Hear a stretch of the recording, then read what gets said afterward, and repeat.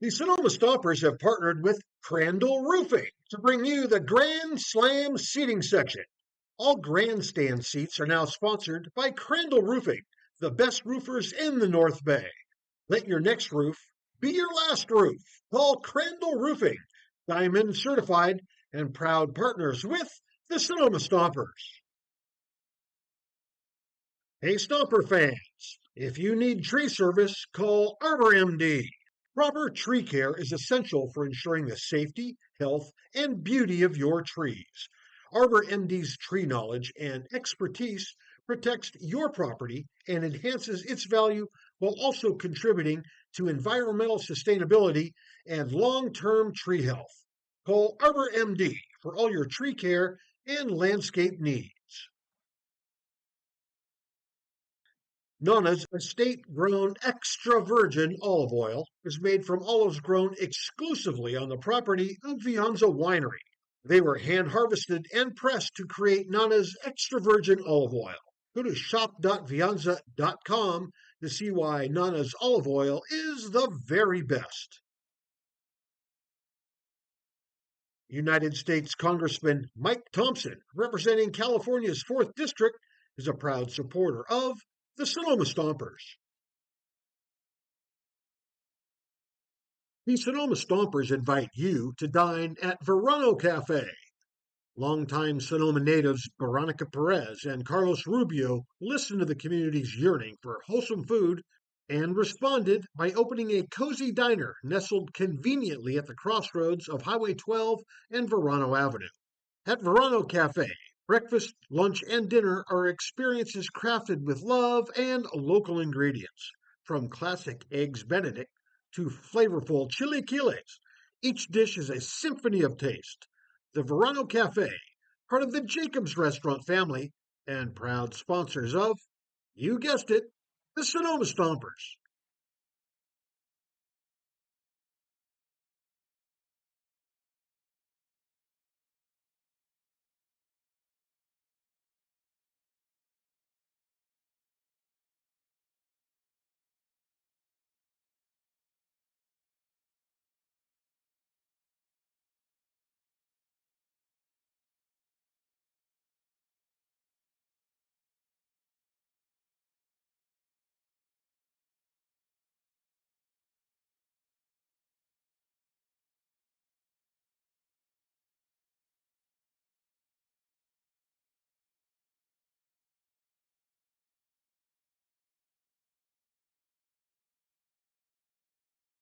The Sonoma Stompers are tail wagging happy to have partnered with Pets Lifeline.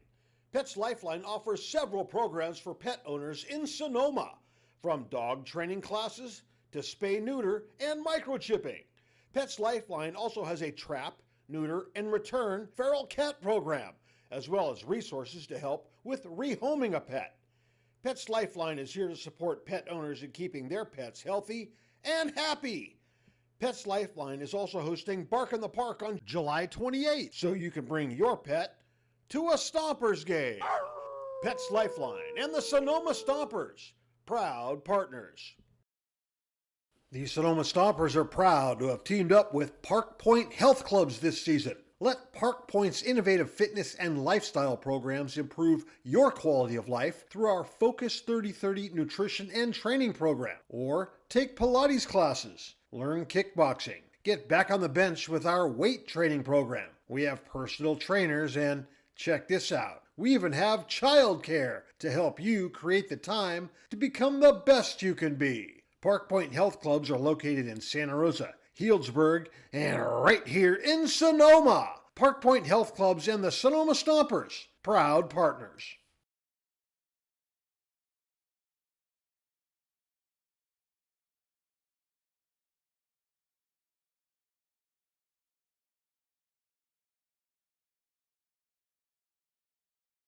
Local expertise worldwide. Sotheby's International Realty is well known for their exceptional real estate agents that distinguish themselves in communities all over the world. To learn more about real estate in Napa, Sonoma, San Francisco, and the rest of the Bay Area, or around the globe, contact Sotheby's International Realty Wine Country Brokerage at 707-935-2288. That's 707-935-2288. Sotheby's International Realty.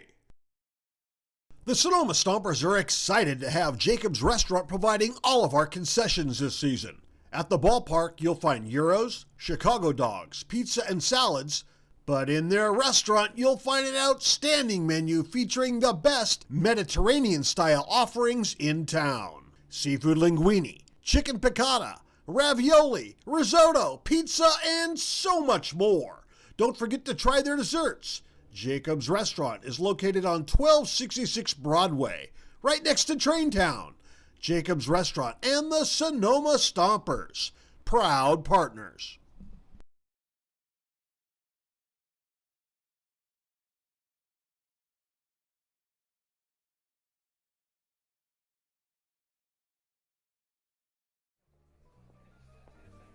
Nestled in the heart of Sonoma, Verano Cafe stands as the answer to locals yearning for wholesome food.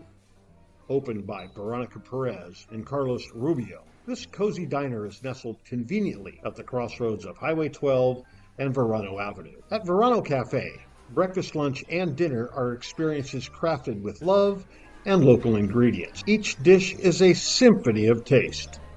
But Verano Cafe isn't just about breakfast. Their lunch menu features favorites like fish and chips and classic French dishes catering to all tastes.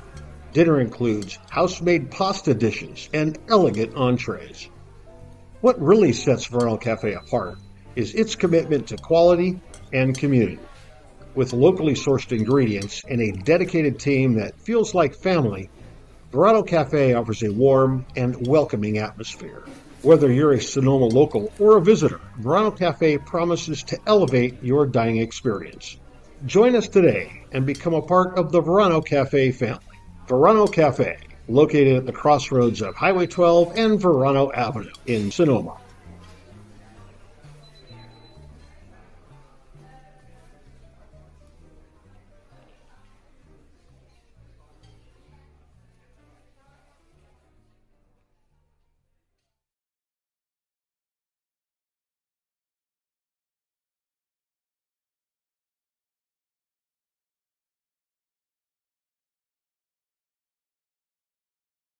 Hey, Stomper fans, if you're looking for roof services, look no further than Crandall Roofing. Crandall's dedicated team of professionals guarantees excellence.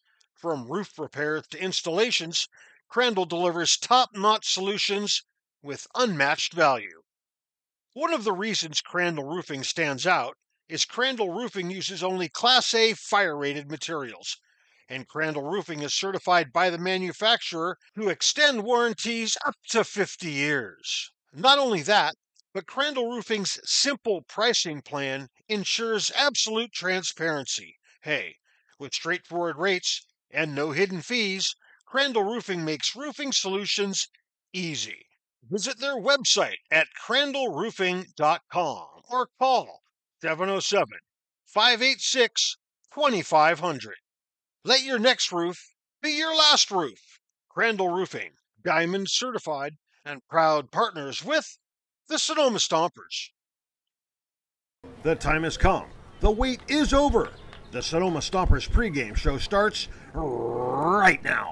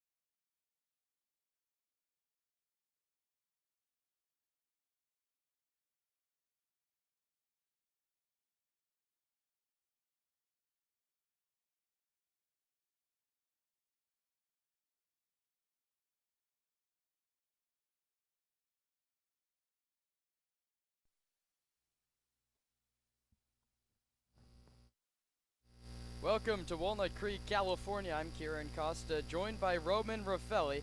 A Sunday afternoon contest between the Sonoma Stompers and the first place Walnut Creek Crawdads, getting set to go in just about 10 minutes. Welcome into the Sonoma Stompers pregame show. That's Roman Raffelli. I'm Kieran Costa, and this is the Stomps, one the Stomps would like to have. It's the first of 3 consecutive games against the first place Crawdads, and well, that starts today. Sonoma 10-7, Walnut Creek 8-4, but both of them 7-3 in their last 10. 2 teams going in the right direction. Yeah, 2 teams trending upwards. The Stompers, it's been an up and down week. You had a great outing last Sunday. You sweep a doubleheader, and then you split down in San Luis Obispo. You'll take that, although a season series win would have been nice there. And then you get a big win against the Philippines, a brutal loss, 1 hit to Arroyo Seco, and then bounce back last night. The bats are working. They played good small ball. Now need to continue it against a good opponent today. Yeah, the lineup all over the map today for Zach Pace. Injuries left and right. Esteban Sepulveda unable to go after his injury in yesterday's game.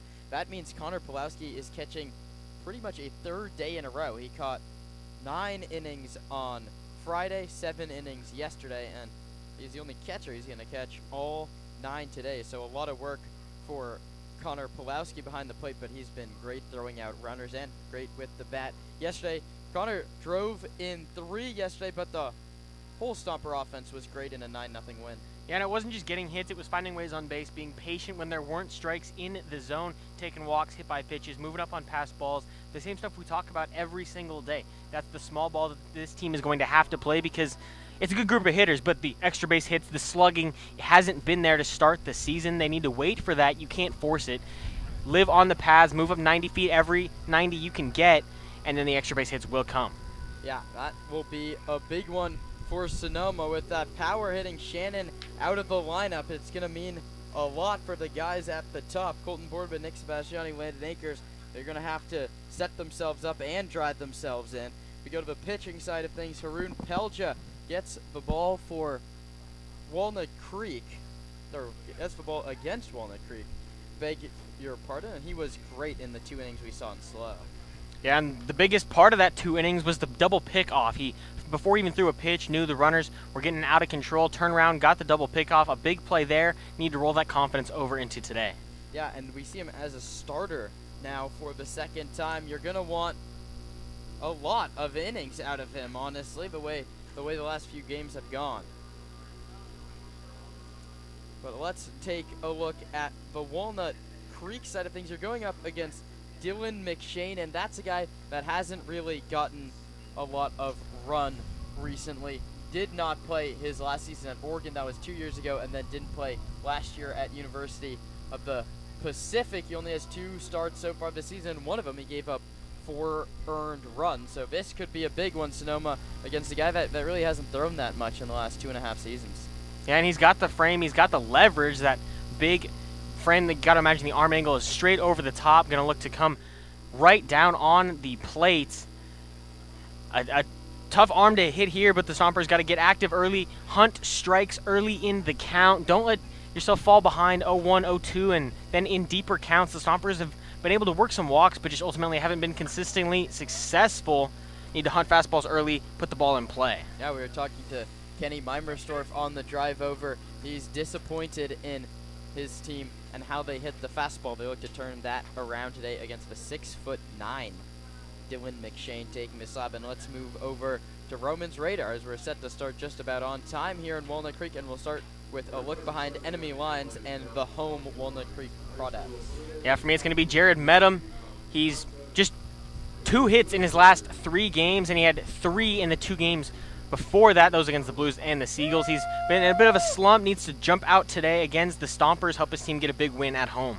Yeah, and Stomp Watch time. It's an odd lineup that Zach Pace sends out there today. What are you seeing, Roman? You know, for me, it's going to be Connor Pulowski. Feels like we're talking about him all the time with everything he's done. He might be feeling it in the legs a little bit, catching his 3rd straight game like you mentioned, but he had the 3 RBI double. That was a big hit last night. It felt like one of the only ones we've seen like that for the Stomps, where they really need to score the runners on base, and you get an extra base hit, score a bunch, do what you have to do. Hopes to keep the bat hot today. Yeah, a big 3 RBI double to the opposite field yesterday. The Stomps are going to need all the ribbies they can get against a Crawdads team coming off a 16-4 loss yesterday. The reigning CCL North champions are sure to come out hot, and we'll have the call for you on the other side of the break. That's all we have today on the Stompers pregame show. First pitch between the Stomps and the Dads next on the Sonoma Stompers Radio Network.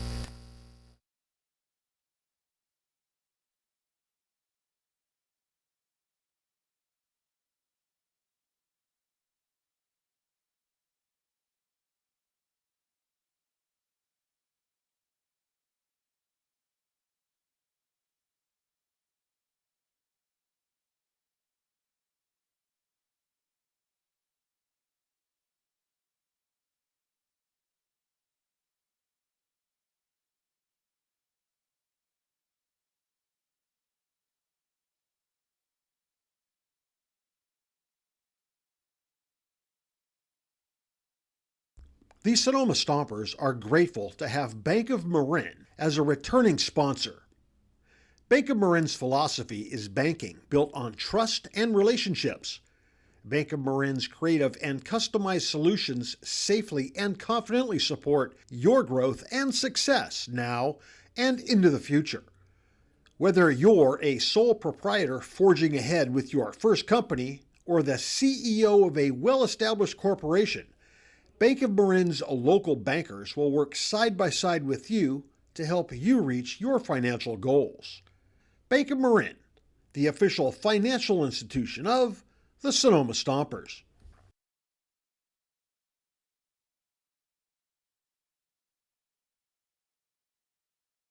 At Ricci Vineyards, we feel that wine and baseball are the perfect pairing, and we are proud supporters of our Sonoma Stompers. Our family-run vineyard has been farming and growing grapes and carneros for over 40 years. We encourage you to witness our wine journey and check out our selection of boutique offerings at RicciVineyards.com. The Stompers are proud to have Adams Chiropractic as our official chiropractor. Keeping our players healthy and in the lineup is our number one priority, and Adams Chiropractic is right there every step of the way, thanks to Dr. Lawrence Adams.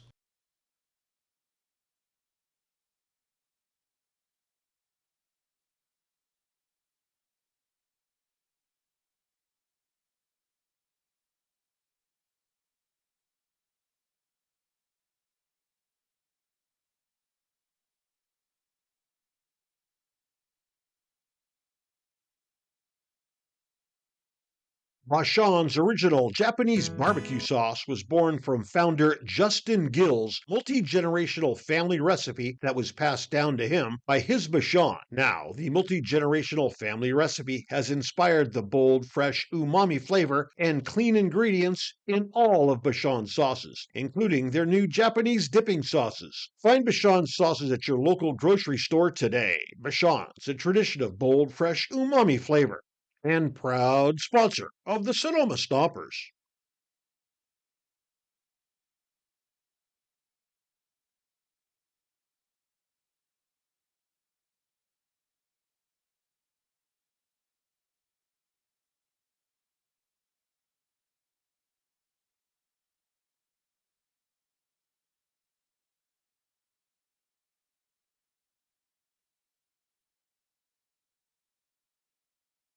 Friedman's Home Improvement. When something breaks at your house, head on over to Friedman's Home Improvement. Remember, if we don't have it, you don't need it.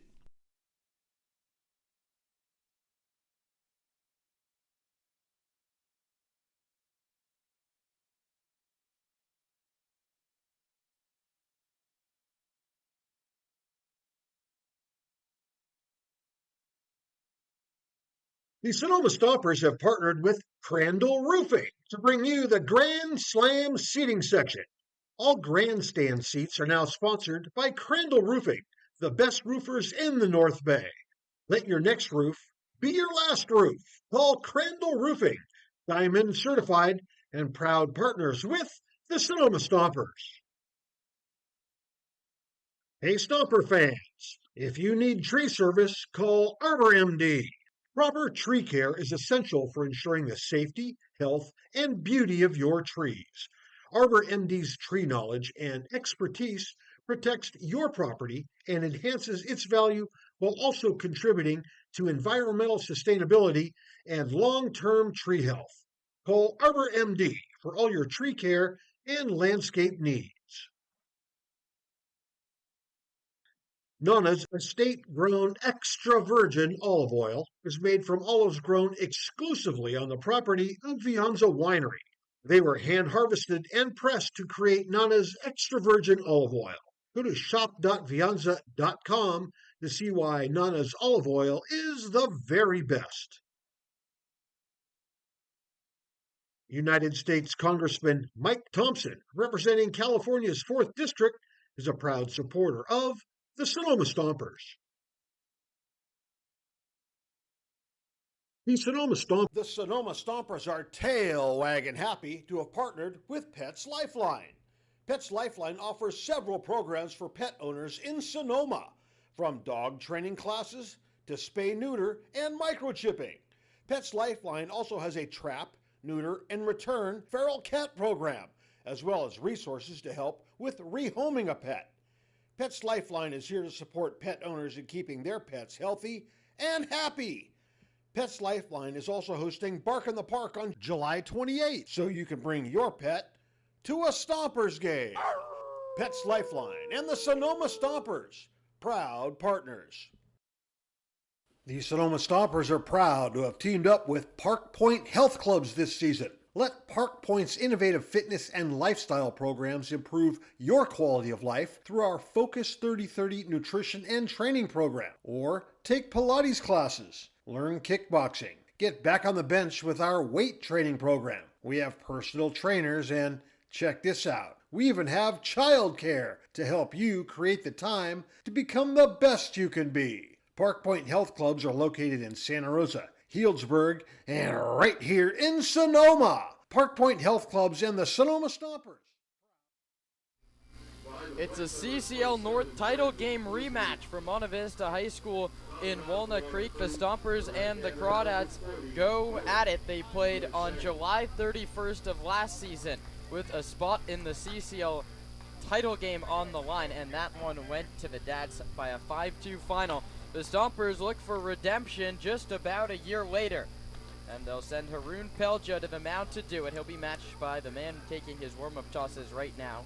That's Dylan McShane, the 6'9", 240-pound righty out of Stockton, California, a redshirt junior.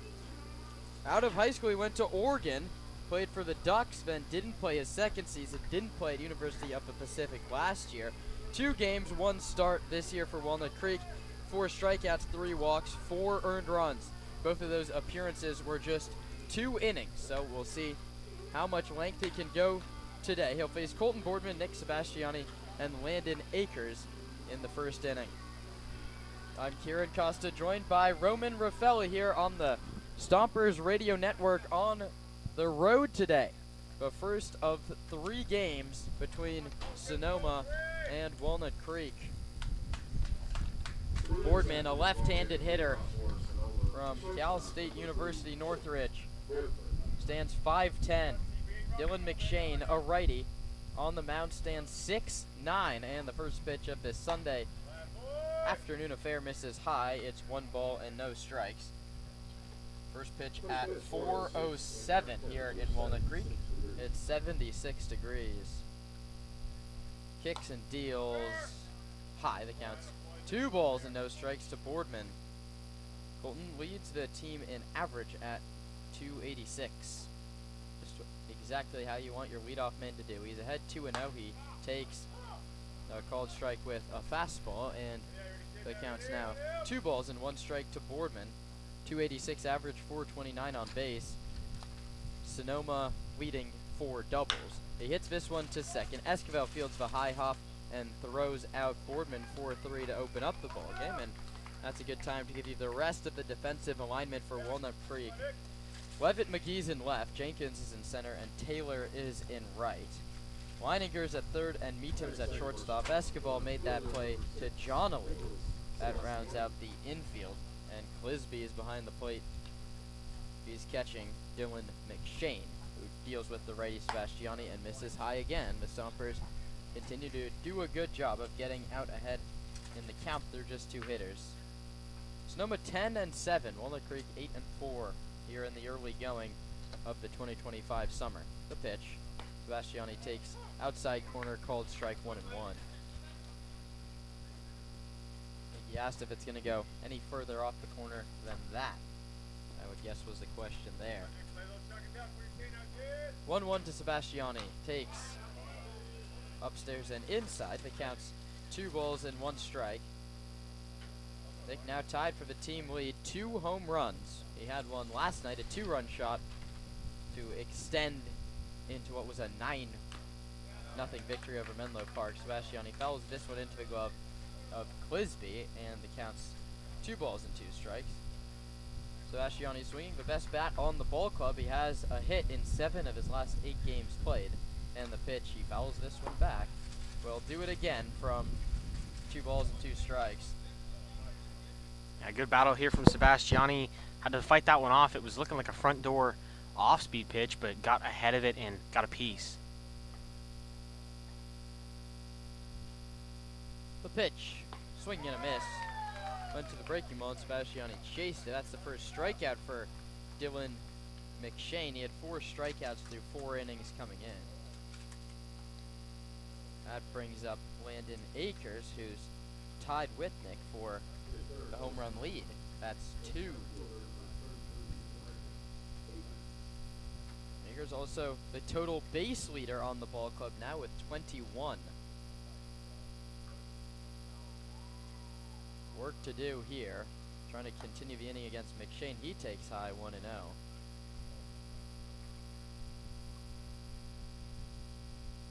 Akers, center fielder, plays his college ball at Bellarmine University.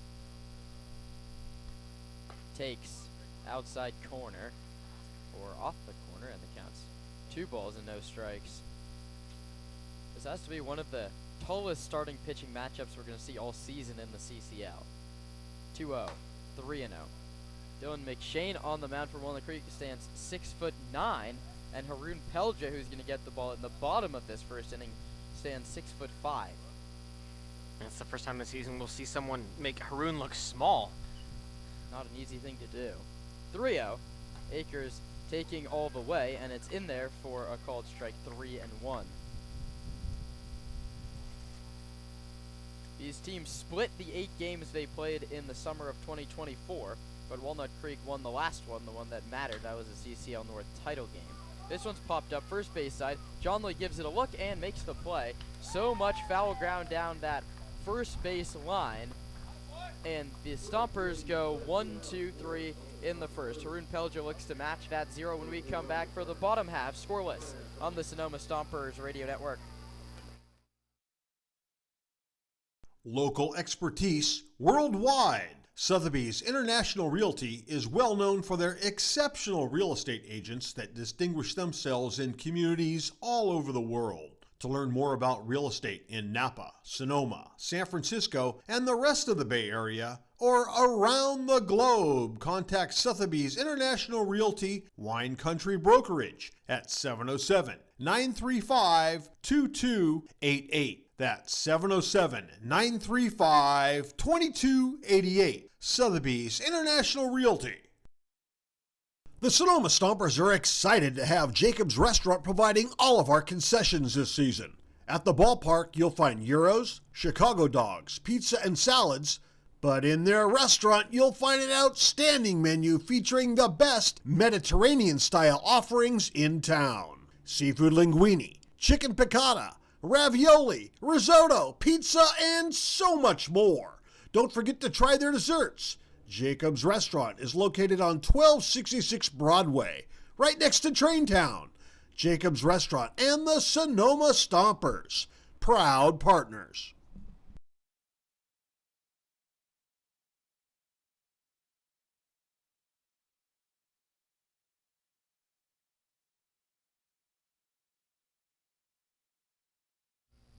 Haroon Pelja takes the mound for the Sonoma Stompers. Today he has to match the 0 that Dylan McShane tossed up in the top of this inning.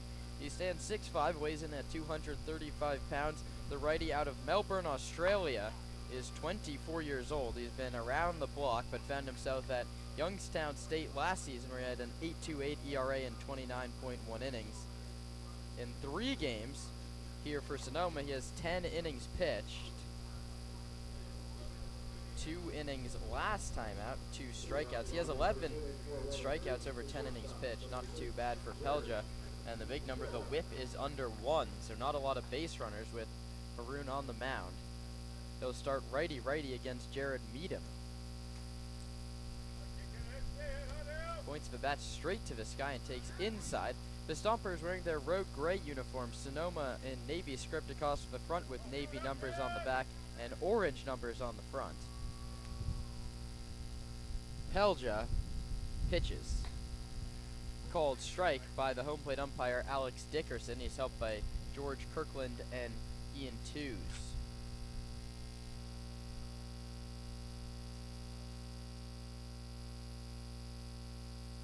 The pitch is bounced foul past Ben Sebastiani, who is playing third base, and Brant Cummings will be coaching third base with Coach Nicholson at first base for Walnut Creek.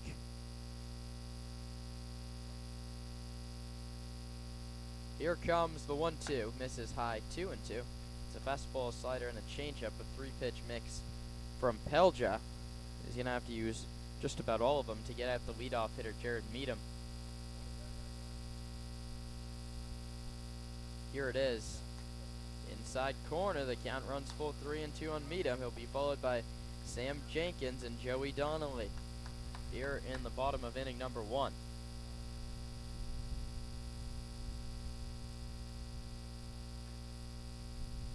Payoff, Pelja to Meadham, and that's lined off of Pelja's glove. He knocked it down. He's going to go chase it back behind the mound, throw to first. In time, says George Kirkland. That's one heck of a play by Haroon Pelja. That line drive was heading right back towards his face, and he knocked it down with his glove and gets me out at first. And you're just happy he got the glove up. That was coming for his teeth. Able to put it up, nearly squeezed it, but it popped out because, I mean, that was probably 100 plus off the bat. It falls behind the mound, and he doesn't skip a beat, hustles to grab it, make a good throw to first, gets the runner. That's a heck of a play for Haroon. Yeah, went back behind the mound to chase it down and throw him out. Very nice play by the Stompers starter. He now faces a lefty in Sam Jenkins, and it misses off the corner to the Baylor Bear, who's hitting .333 this season with an OPS over 1,000. Not a lot of gimme outs here. Pitch, swing and a miss. Nothing coming up on that swing from Jenkins, and the count's 1 ball and 1 strike.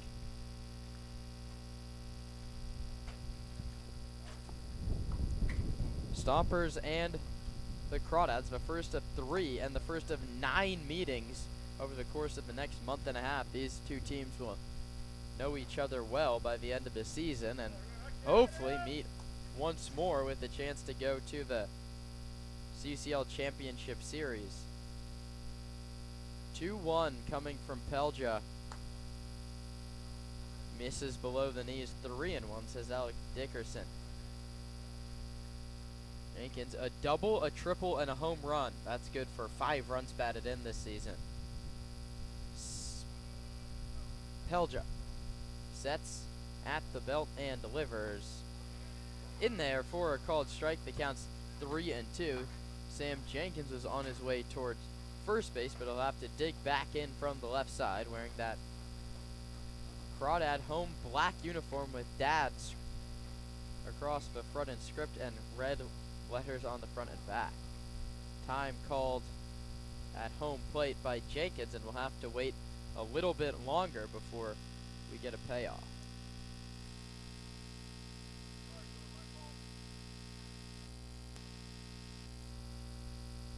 Jenkins taking his time getting back in the box.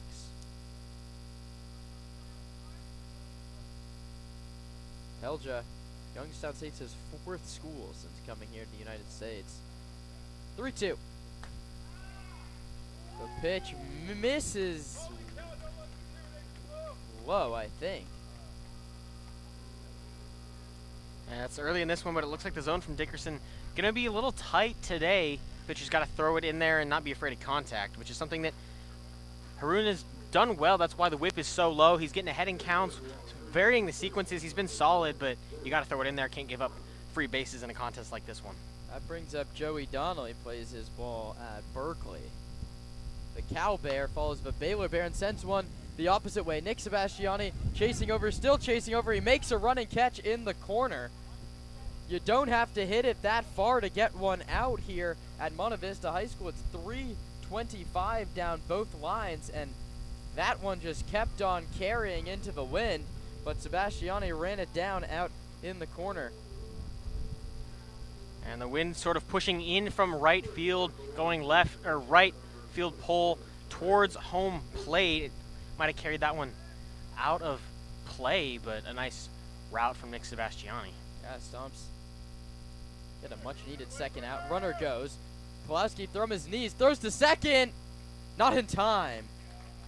Connor Pulowski is throwing out runners coming into today at a 30% rate, which is MLB average. That's ridiculous to do in the CCL.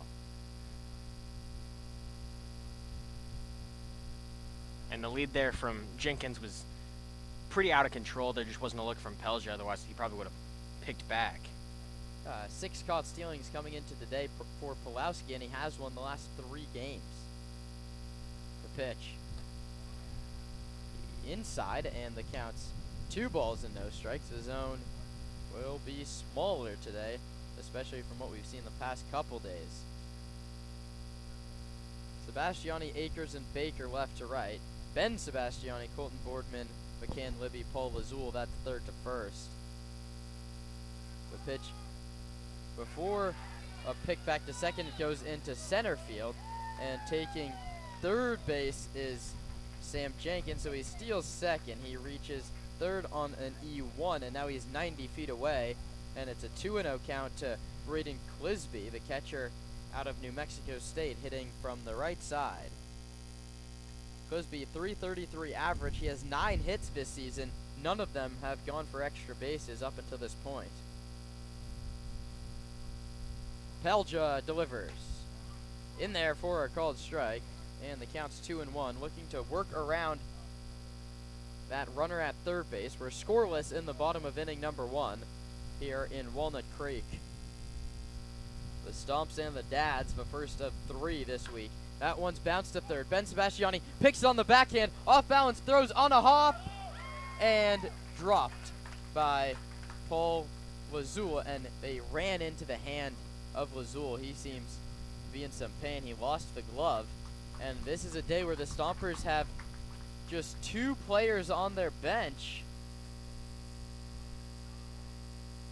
Shannon, who was hit in the hand yesterday, you don't want to bring him into the game, and Anthony Shepler.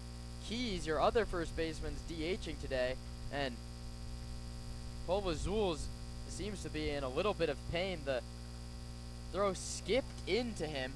He had to reach back into the baseline, and the runner, Clisby, beat the throw, and that's another problem. Sonoma starting Ben Sebastiani at third base for the first time. Anthony Shepler gets a day off, and Max Handren, of course, not with the ball club this week. There is no real-time official scoring here in Walnut Creek, but they put 1 hit on the scoreboard and just 1 error for Sonoma, so I guess they're giving him an infield single. It's a knock and an RBI for Clisby. Jenkins comes in to score, and the Crawdads strike first. That brings up Cam Taylor out of Eastern Kentucky, another lefty. 3 of the first 5 have been lefties against Pelja, who now needs to limit the damage to just 1. Clisby off first. He has a stolen base, and Pelja checks over. Haroon was part of that crazy double pickoff play that we saw down in San Luis Obispo earlier this week. He came into a first and second nobody out situation off the bench, and the Blues ran themselves into 2 outs. That was on Wednesday. Taylor lines this one to McCann Libby, who makes the catch. A rocket off the bat of Taylor, but it finds a glove. It's 1 run on 1 hit and 1 left. We head to the 2nd inning of play. The Dads lead the Stomps 1-0 on the Sonoma Stompers Radio Network. Hey, Stomper fans, if you're looking for roof services, look no further than Crandall Roofing. Crandall's dedicated team of professionals guarantees excellence. From roof repairs to installations, Crandall delivers top-notch solutions with unmatched value. One of the reasons Crandall Roofing stands out is Crandall Roofing uses only Class A fire-rated materials, and Crandall Roofing is certified by the manufacturer to extend warranties up to 50 years. Not only that, but Crandall Roofing's simple pricing plan ensures absolute transparency. Hey, with straightforward rates and no hidden fees, Crandall Roofing makes roofing solutions easy. Visit their website at crandallroofing.com or call 707 586 2500. Let your next roof be your last roof.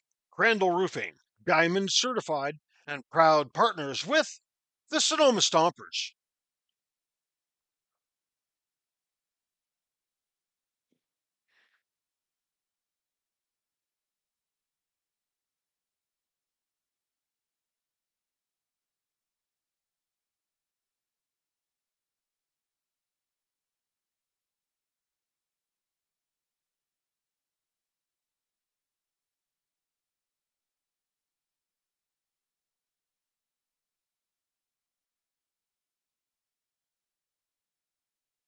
Friedman's Home Improvement. When something breaks at your house, head on over to Friedman's Home Improvement. Remember, if we don't have it, you don't need it.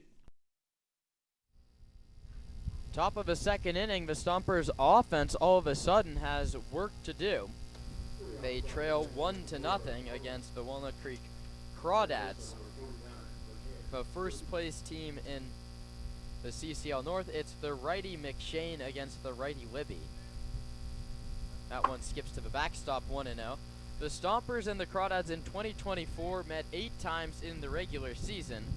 They split those 8 games. The Stompers won 2 of the 3 regular season home games here at Monte Vista High School. They lost the CCL North title game on this same field. That one's high. Counts 2-0. Stompers, that's a place they want to be again this season, and they're off to their best 17-game start in their now 4th season in the CCL. Libby hits one to right field. It hangs up for Taylor, who now has to come on, and it turns into a running catch on one that probably should have been routine. Libby's retired. It's 4 up, 4 down. Trent Keys will get a chance. Late addition to the lineup today, Brady Shannon was slated to DH, but instead he'll turn to Trent Keys. Shannon hit on the hand, left yesterday's ball game.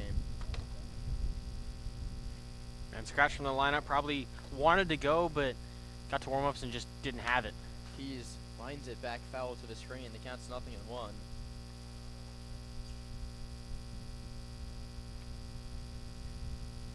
Trent 0 for 4 with a walk yesterday, so he still has just 2 hits on the season.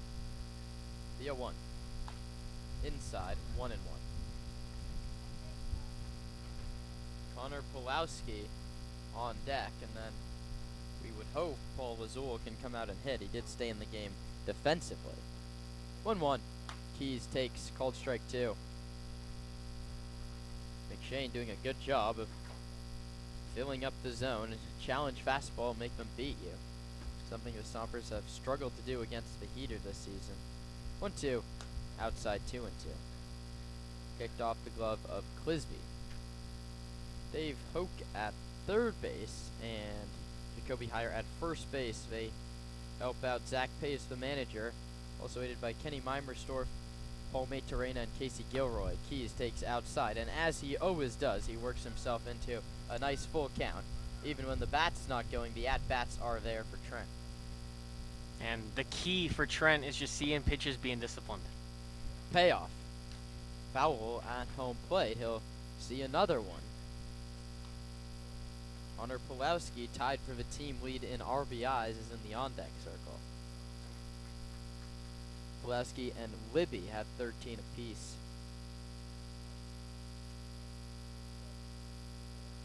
McShane sets below the belt and comes home and walks Trent Keys. Nothing new there. Trent Keys, an on-base machine without the aid of hits. That's as he's done all season long.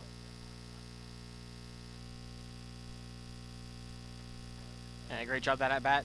Acting as a leadoff, there's 1 out in the inning, but you got to see some pitches. Let the rest of the lineup, including Connor Pulowski on deck, see how McShane is pitching, get an awareness for the sequence, as well as just how the ball looks coming out of the really tall 6'9" frame, and now get on base. From the stretch, it's fouled back by Pulowski. It counts 0-1. A first pitch swing from a Stomper hitter. It goes directly back to the screen. A check on Keys. A high throw is snagged by Donnelly.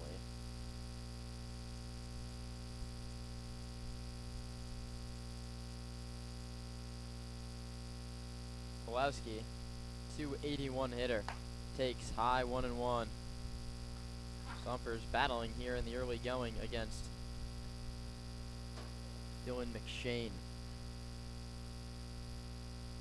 1 ball, 1 strike, 1 out, 1 on. 1-0 Crawdads to the top of the second, and that one hits Connor Pulowski, and the Stompers have themselves a little rally here in the second inning. Keys goes to second, Pulowski goes to first, and Paul Lazul seems to be okay. He comes to the plate. Lazul, a 241 hitter. 7 hits this season. All of them have been singles. But a base knock would do the job here. He has 4 driven in and a couple opportunities out on the base paths. First and second, 1 out, top of the second inning. McShane delivers. Lazul takes a called strike 1. And that's a confident fastball in the zone from McShane. He gives up 2 free passes and immediately comes back with the fastball he knows will be called for a strike. That's a confident pitch. The pitch. Lazul pops it foul back to the screen, and he'll have to battle from behind in the count. 0-2. Kieran Baker on deck, and then Ben Sebastiani out of the 9th spot today for Coach Pace. Righty on lefty, McShane and Lazul. Right front elbow tucked in, the bat pointed up towards the sky. The 0-2 pitch is way high, 1-2. Uncompetitive 0-2 there from Dylan McShane. Stompers have 2 on with 1 out. They trail Walnut Creek 1-0. First baseman Donnelly plays behind the runner Pulowski. Meet him, the shortstop shaded up the middle. The pitch, high and tight again. And from 0-2 to 2-2, the Stompers continue to battle, no matter that they keep getting behind in counts. And usually 0-2, you'll see a high fastball used to change the eye level of the hitter, get the face out of the strike zone, but then he kind of missed there, wondering how intentional it might have been. 2-2. Tries the high fastball again. He's missed with 3 straight high heaters. And all of a sudden, the counts run full 3-2 on Paul Lazul. Is this the time you send the runners? I know there's just 1 out. I guess you can't run into the 3rd out on the bases. They don't go, and Lazul takes inside ball 4 off the glove of the catcher Clisby. So after getting ahead 0-2 on Lazul, 4 straight wide ones, loads him up for Kieran Baker. And out to the mound goes Brandon Clisby to talk things over with Dylan McShane, and that might prompt a little bit of action in the Crawdad bullpen. There's someone getting up. It's an on-field bullpen down the right field line here at Monte Vista High School. And this is an on-field pen that feels really close to play. A line drive foul right field might not be the most friendly outcome. Bases loaded for Sonoma. Kieran Baker a righty against Dylan McShane a righty. High, that's 5 consecutive out of his zone. This first bases loaded moment is brought to you by Friedman's. Friedman's is loaded with all your home improvement needs. Friedman's, if they don't have it, you don't need it. Stompers need a hit. Baker takes a called strike 1-1. Top of inning number 2. Sonoma trails by a run, but they have the bases loaded and one out. Kieran Baker at the plate. The pitch low, and the count's 2 balls and 1 strike. No place to put Kieran Baker. Ducks on the pond for Sonoma here in the early going. Left fielder Taylor, 1 step over towards center, and the center fielder Jenkins is very shallow. Baker is hit in the hand, so it's an RBI for Kieran Baker. He's clipped on the hand. You hope he's okay. The Stompers can't withstand any more injuries this weekend. And Trent Keys, who walked with 1 out in this inning, had a long talk with Ben Sebastiani about what the approach should be against McShane, and he'll have more time to talk about it as Dustin Cheney heads to the hill. All in all, it's a 1-1 ball game, courtesy of a hit by pitch. And we've tokened a pass ball scoring a run as the Stompers special, but it might just be a free pass moving forward. It seems like every single game that the Stompers get on the board, plentifully, but even early, it's due to just getting free passes, taking a good approach. That's what we talked about in the pregame show. They got to be patient at the plate, find their pitch, and if it takes getting hit by 1 or seeing 4 out of the zone to get on base, do exactly that. Manufacture runs any way you can. Yeah, the Stompers had a bases loaded hit by pitch in yesterday's game. They also had 2 bases loaded walks, forcing in runs against Philippines baseball group. Stompers get them in any way they can.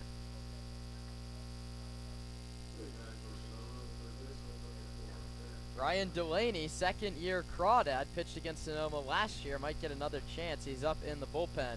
Sebastiani takes outside 1-0, and it has to be an uber patient approach here from every Stomper that comes to the plate.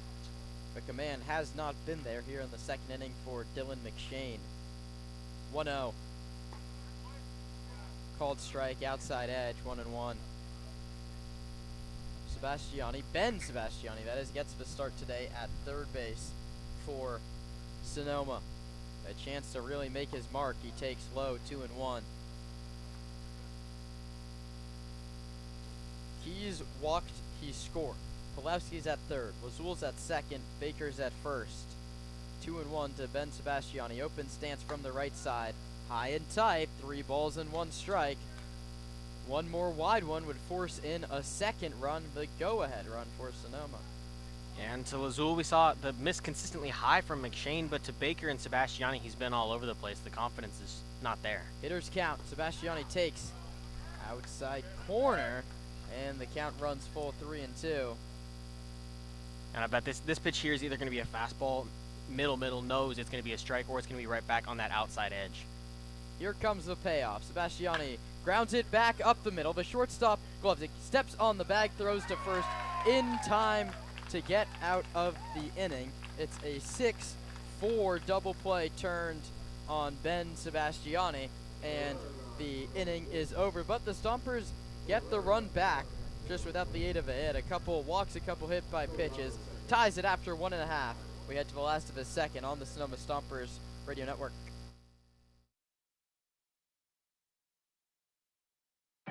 Flybird Margarita is our new and delicious cocktail that's ready to go, no bartender needed.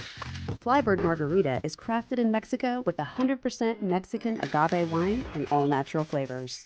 Whether you are in the mood for a classic Baja lime or strawberry, Flybird has your margarita ready on the fly. Just twist open the bottle, pour over ice, and enjoy. Since it stays fresh for up to 2 weeks after opening, imagine all the places you'll be able to pour the perfect margarita. Taco Tuesday, backyard barbecue, cheering on your favorite team, or simply while basking in the sun all by yourself. Flybird ready to drink margaritas. It's margaritas on the fly.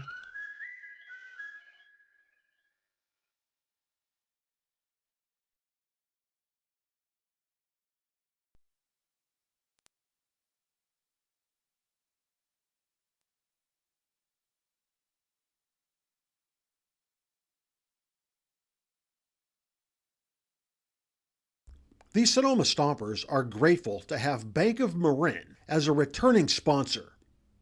Bank of Marin's philosophy is banking built on trust and relationships. Bank of Marin's creative and customized solutions safely and confidently support your growth and success now and into the future. Whether you're a sole proprietor forging ahead with your first company or the CEO of a well-established corporation, Bank of Marin's local bankers will work side by side with you to help you reach your financial goals. Bank of Marin, the official financial institution of the Sonoma Stompers.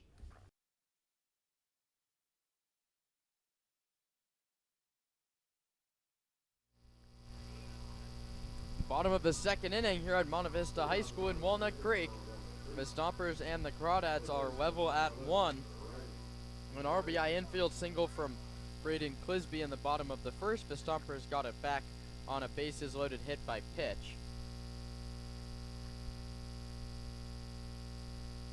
And it's Riley Leininger out of Oklahoma. Another lefty, fourth lefty in the lineup. Pelja pitches low and inside, 1-0. Leininger, then Ellis, and then Esquivel. Those will be the three to bat.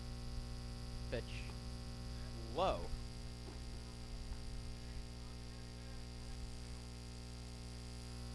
Two balls and no strikes. Pelja a walk, but the big play in the inning was his inside righty move went into center field, and that got the runner to third base, and could score on an infield hit. Leininger swings and misses. The count's 2-1. It's a nice off speed from Pelja.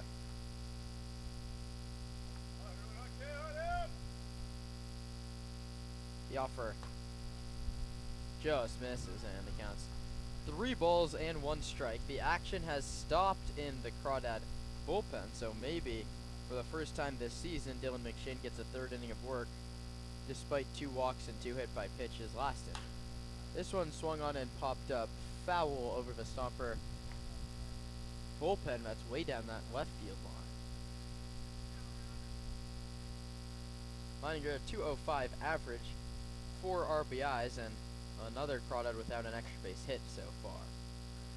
Payoff, high ball 4. And the leadoff runner is on for the home squad, and that brings up Ryan Ellis. Yeah, the second walk in as many innings for Haroon Pelja. It seems like both pitchers can't really find the zone here. It looks pretty tight from Alec Dickerson behind home plate, but they're going to have to adjust and throw strikes where they're being called. Time to battle now if you're Pelja, looking to turn the double play that Dylan McShane got to get out of the top of this inning. Here it is.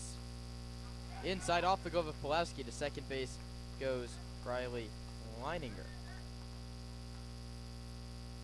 Again, there's no real-time scoring, so we're just going to score it how we please. That will go as a pass ball in my book.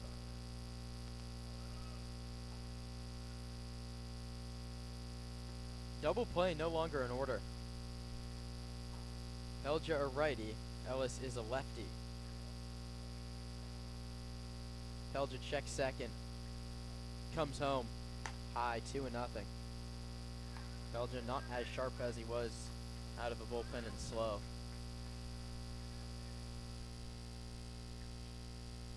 Work to do. 2 balls and no strikes on Ellis.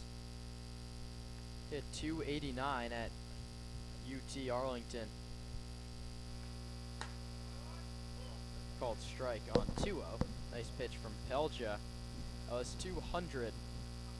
Average .406 on base percentage with a double and 6 driven in so far this season. He is the DH today. Stompers and the Crawdads last of the second. A game tied at 1. Well, maybe not anymore, as that one's lined into right field. Grant Cummings throws up the stop sign for Leininger. The throw comes back into the infield. That ball wasn't hit very hard, but it was perfectly placed between first and second base. The second single for Walnut Creek. Runners at the corners, nobody out. And a very wise move not to send the runner. Kieran Baker got to the ball quickly and then put a missile into the glove of Paul Lazula at first base. Runner would have been gone by probably 15 feet, but you're in a great spot here. You don't force the run now. Runners on the corners, no outs. Haroon Pelja looking to work a little bit of a magic act. A strikeout would be a start. Runner doesn't go. Escobar swings and sends it down the right field line. It's in foul territory and drops there. Kieran Baker had a long way to go. If he caught it, it would have been a Walnut Creek run. But it drops foul, 0-1. An out for a run trade you would take at this point in the ball game.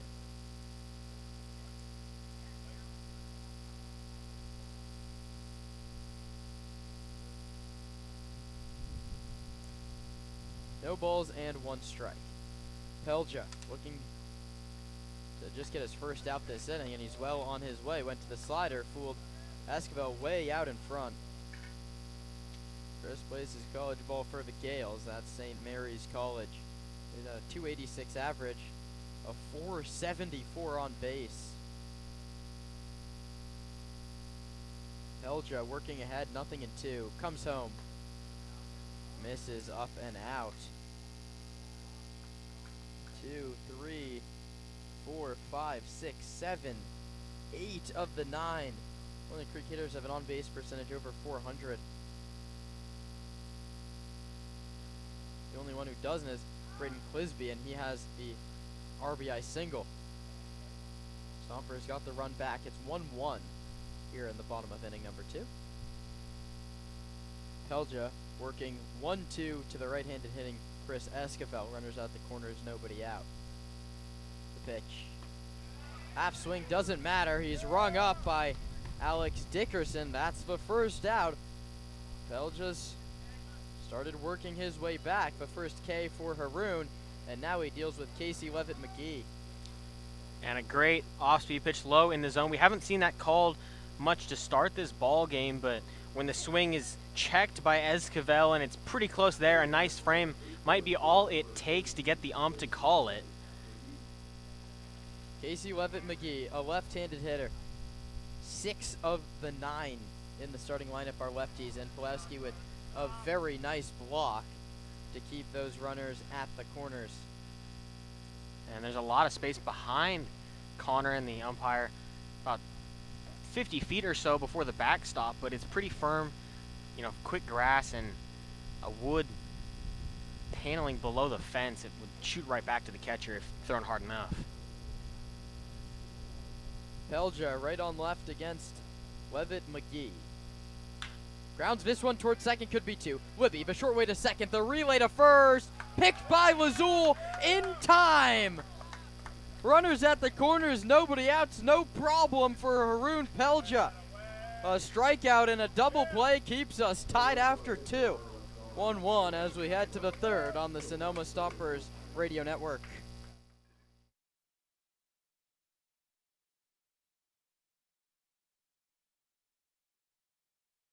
Stompers are tail wagging happy to have partnered with Pets Lifeline.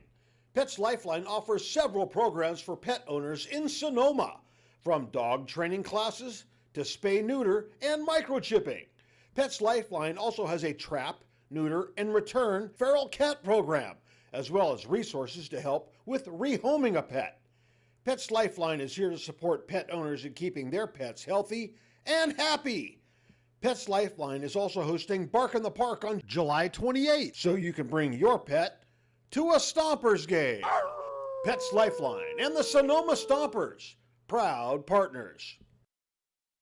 The Sonoma Stompers are proud to have teamed up with Park Point Health Clubs this season. Let Park Point's innovative fitness and lifestyle programs improve your quality of life through our Focus 30/30 nutrition and training program. Or take Pilates classes, learn kickboxing, get back on the bench with our weight training program. We have personal trainers, and check this out, we even have childcare to help you create the time to become the best you can be. Park Point Health Clubs are located in Santa Rosa, Healdsburg, and right here in Sonoma. Park Point Health Clubs and the Sonoma Stompers, proud partners.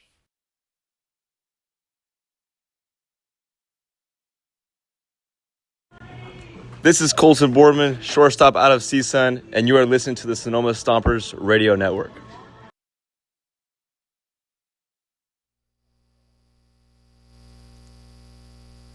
Back to the top, it'll be Colton Boardman, Nick Sebastiani, and Landon Akers. with a chance to put Sonoma out in front.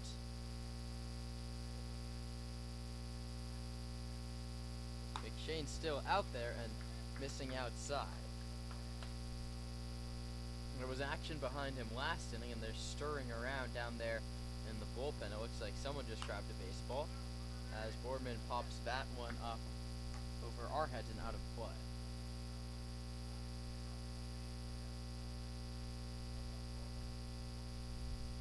1-1 game. We play in the top of the third. Lefty Colton Boardman, righty Dylan McShane into his motion, and Boardman's hit by the pitch. So third time in the last 6 hitters that a Stomper player has been hit. Boardman heads to first base, and that brings up Nick Sebastiani, struck out his first time.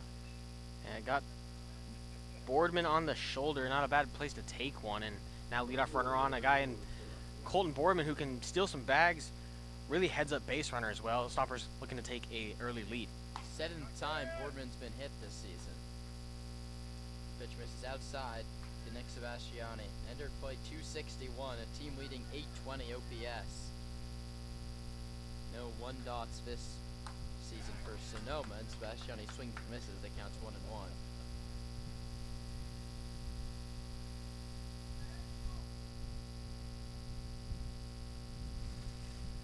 Stompers and the Crawdads getting started. A back pick on Boardman, he's safe.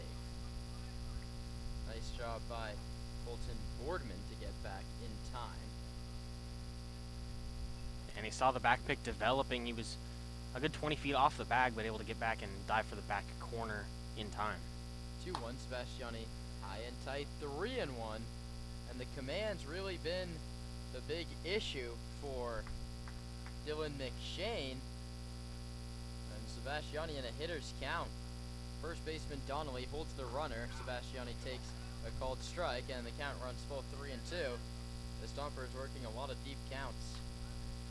And the command was great through 4. Boardman, Sebastiani, Akers, Libby, no command issues at all, but then since then, it's been inconsistent for McShane. Sebastiani swings and hits a high chopper towards short, and that's going to be the same 6-4 double play. If a twin killing is just killing Sonoma. Yeah, and that ball hit the rubber on the mound, shot directly at the shortstop who was running right at second base, and then threw it down to first. And really easy double play, and just an unfortunate one for the Stomps.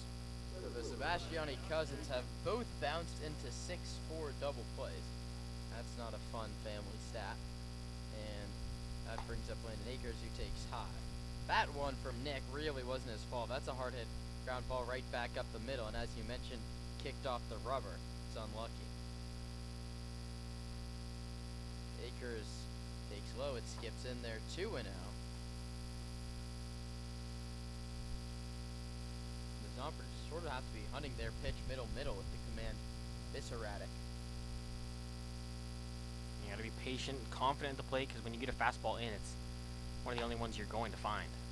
Akers takes high 3-0. This is the second time that Akers has come to the plate, and he's been ahead 3-0 both times. Last time ended on a 3-2 pop up to first base, but 3-0. Akers takes a strike, 3-1. Stompers still unwilling to swing 3-0. Let's see what Akers does on 3-1. Takes a called strike, 3-2. Dylan McShane looking to now get out of this inning, and just 3 hitters after that 6-4 double play. Payoff to Akers is a high chop to third. Leininger waits for it, throws to first in time to get him. Nice play down there at third base. That's a high chop on this infield. Those can turn into hits, but not this time. So a hit by pitch is erased on a double play, and the Stompers go quietly in the third. We head to the last of inning number 3 in a 1-1 ball game.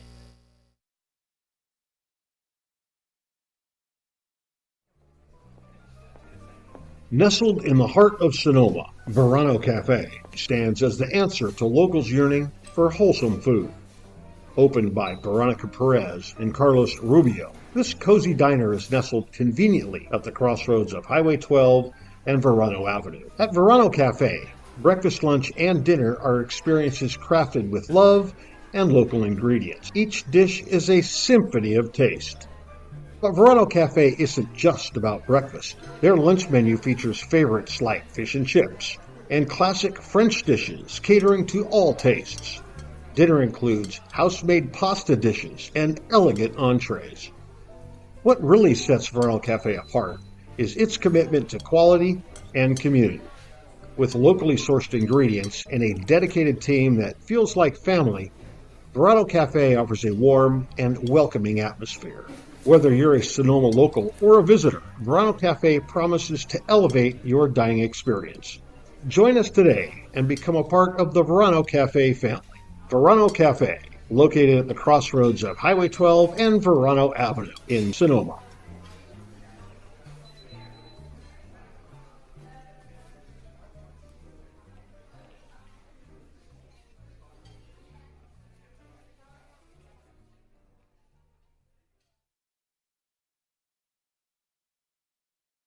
I'm Paul Azul, first baseman for your Sonoma Stompers, and you're listening to the Sonoma Stompers Radio Network. The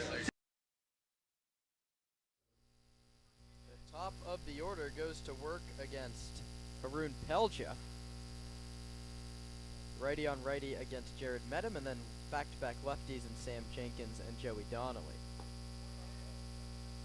First one misses a very small zone today from Alex Dickerson. And we were just talking about it off the air. It feels like the outside corner is the only thing that's been consistently called, but didn't get it there.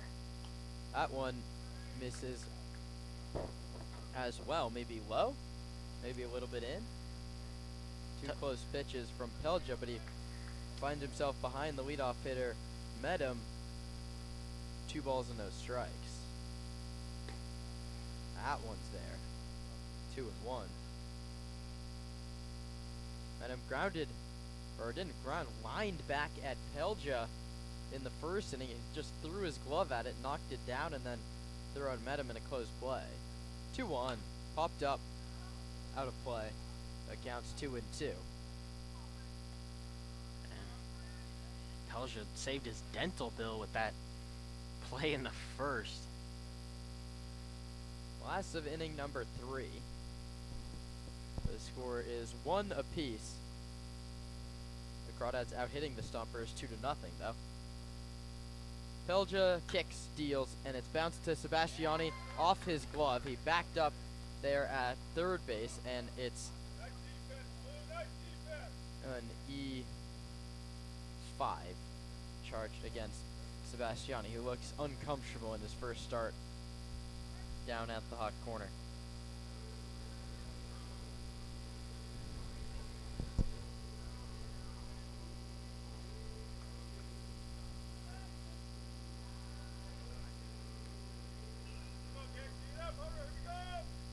So now it's the lefty, Sam Jenkins. Runner at first, it's Medham. He reached on the error charged to Ben Sebastiani. Not running. This one swung on and popped up, foul out of play. The count's 0-1. Pelja now ahead of a hitter for the first time in a little bit. Yeah, Pelja struggling to get ahead through the last 4 or 5 batters, but gets ahead here and needs to take advantage of it. These are the times, again, you think back to Max Handren and how he played the position last week. Pelja picks back to first, and it kicks past Lazul and rolls into an open gate and out of play. So they're going to have a meeting here with the umps, or just pulling him into position here, but they had the runner at first, did not expect the move, wasn't really looking at Pelja, I don't think. He was late getting back, and the throw was there on time, just skipped under the glove of Lazul, was towards the runner a little bit. Yeah, that would have been a huge out. I think they had him. The error will probably go on Pelja's second.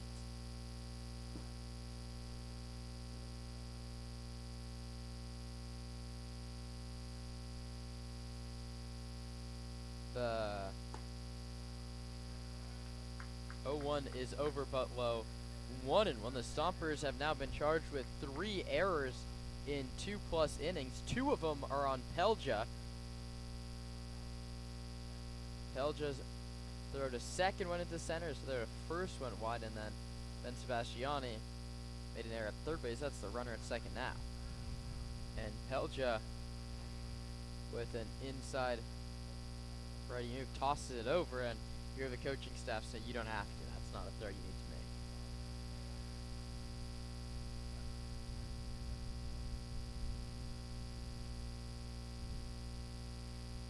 One ball and one strike. Runner at second, nobody out here in the bottom of the third.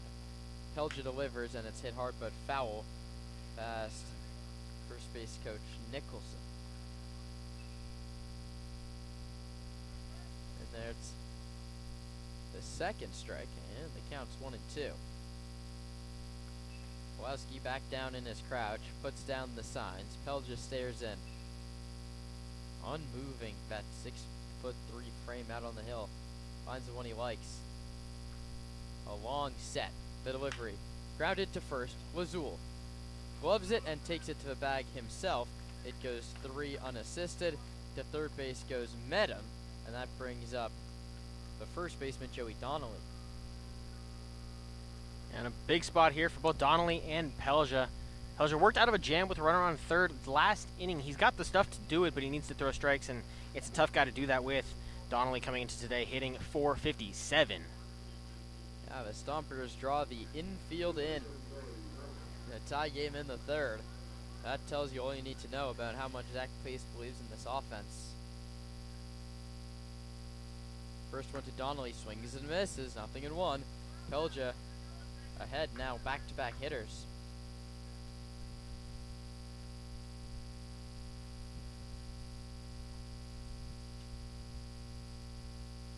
One in the third. That one is low, and now the count's 1-1 in a game where the score is also 1-1. These two teams play here again on Tuesday, and then at Arnold Field on Wednesday. Swing and a miss by Joey Donnelly. Pelja left 2 back in the second inning. That was first and third.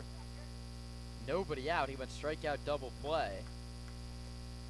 He now needs to get a second out of Joey Donnelly. No double play in order. The runner's at third. 0-2. Pelja delivers low. And a lot of times you get that runner to third, it kind of gets rid of the breaking ball. Pelja wasn't afraid to throw it. He knows he has Pulowski back there, and Connor keeps it in front. And it's the great wall of Pulowski back there for all weekend now. Been great behind the dish, just confident with the throw. We've seen a couple errant ones there, but gets in front of everything. 1-2. Chopped to Lazul with the infield in. He takes it to the bag himself, and the aggressive defense pays off perfectly for Zach Pace. And Medham started to come in. Lazul took a step almost in and kind of stared him down. He went back to third base. That's a heck of a play from Paul Lazul, because chances are you field it and immediately turn to go to third. The runner might just keep going, try to sneak his way in, but a great heads-up play from Lazul and from Zach Pace bringing the infield in this early. The infield back now with 2 outs. Pelja looking to work out of yet another jam. That one's bounced off the plate right back to Haroon, who sets his feet, lobs it to first, and Paul Lazul makes a very nice play. It wasn't always pretty, but Pelja gets the job done. Roman Raffelli takes over on play-by-play from the top of the 4th inning. We're tied at 1 on the Sonoma Stompers Radio Network.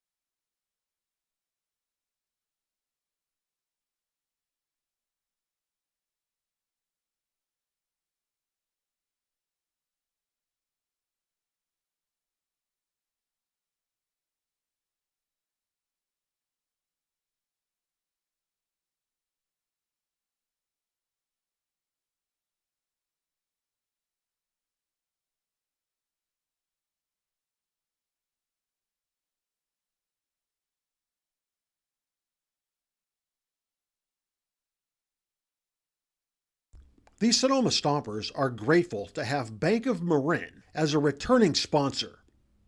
Bank of Marin's philosophy is banking built on trust and relationships. Bank of Marin's creative and customized solutions safely and confidently support your growth and success now and into the future.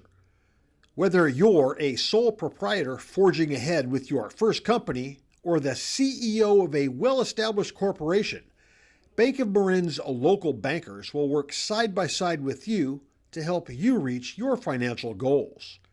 Bank of Marin, the official financial institution of the Sonoma Stompers. At Ritchie Vineyards, we feel that wine and baseball are the perfect. I'm McCann Libby. I play third base. I go to Louisiana Tech University, and you're listening to the Sonoma Stompers Radio Network. You just heard from him. It's McCann Libby leading off the top of the fourth. The Stompers survive back-to-back runner on third jams. Haroon Pelja works a miracle twice, so I don't know if we can call it a miracle, but that's what it felt like. Libby popped out to right field his first at-bat. This one hit hard into the right center field gap. Going back are Jenkins and Taylor. Libby rounds first, heads to second. It'll be a stand-up double to lead off the inning.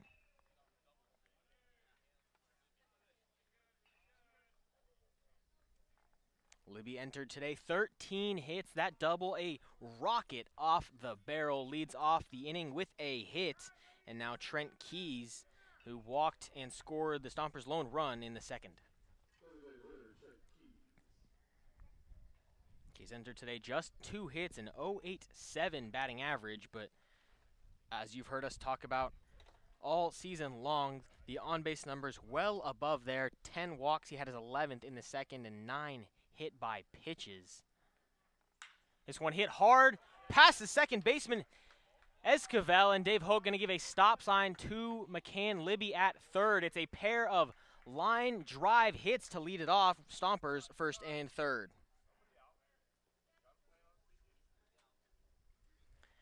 Brings up Connor Pulowski, the catcher from Bellarmine.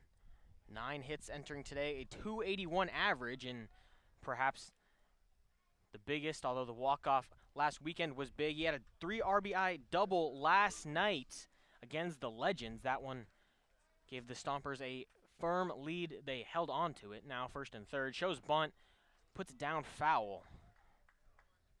Tried to push it down the first base line. And that's the thing with Pulowski. He does it all. You've heard us say that. Just a true team guy. Catching his third straight game with an injury to Sepulveda last night. Had to come in as an emergency, but takes care of the grounds.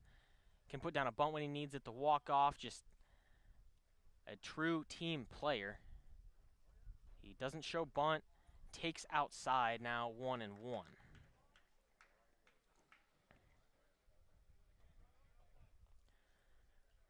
Libby on third, he doubled. Keys on first, he singled. It's 1-1 between the Stompers and the Crawdads. Pulowski at the dish. Hard ground ball to the third baseman. Can't glove it. And the Stompers are safe. Libby scores. It's an E5 at a terrible time for the Crawdads as the Stompers take a 2-1 lead.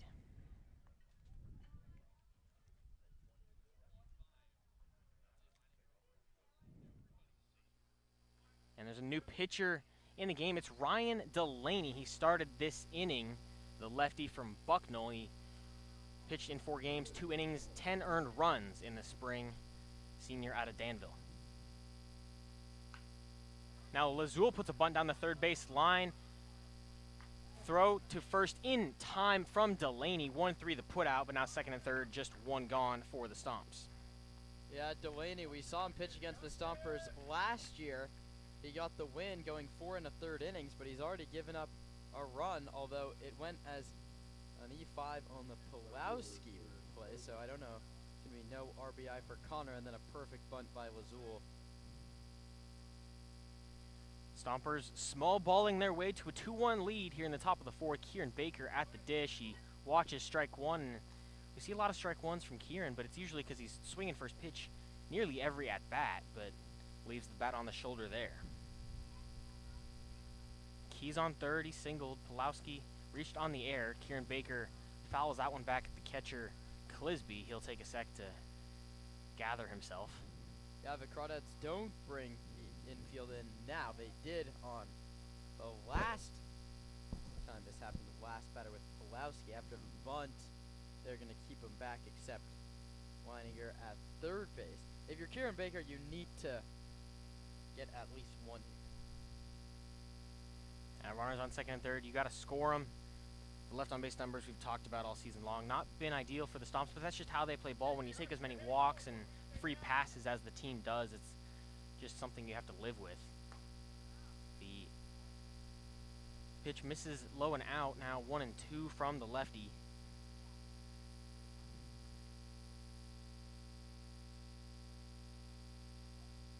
Delaney set at the belt. Delivers, cut on, foul tip. They didn't rule a foul tip. Zach Pace out of the dugout to ask. And they're going to gather the umps to discuss. I mean, you could hear it from here. Yeah. Baker not hard out of the box. He would be with first base open and a dropped third strike. This one seemed pretty cut and dry from here. We're set up right on the fence behind home plate, and you could hear the tip from here. Even the catcher, Clisby, didn't act like he got him, and that's a real tough one that goes against Sonoma. So it's the first strikeout for Delaney. Baker goes down. Now second and third for Ben Sebastiani, who grounded into a double play in the second.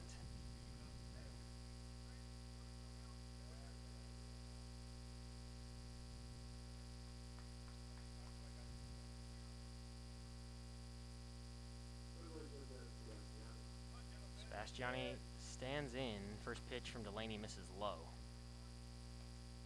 But that's a tough one. I mean, there's some judgment calls, and I mean, we don't have TV broadcast here, but it's either catcher's interference. There is very clearly a noise there. Second one inside at the feet of Sebastiani, ahead 2-0, and that one hurts, especially, just situational baseball here. Obviously, Baker got a piece of it. He battled it off, but gets rung up anyways. Now second and third, 2 outs. Stompers risk of leaving 2 on in scoring position. Third pitch to Sebastiani. Thought about the swing, didn't go. It's called a strike. Yeah, Stompers went double single error to start the inning, and then Bazul gets the bunt down to set up Baker and Sebastiani. A 2-1 misses out and low. 3-1. Colton Boardman on deck. It would be his third at-bat in 4 innings if he got up here. Ben Sebastiani getting big at-bats here while getting the start at third base. 3-1, ball 4. Sebastiani walks. It continues the inning and brings up Colton Boardman.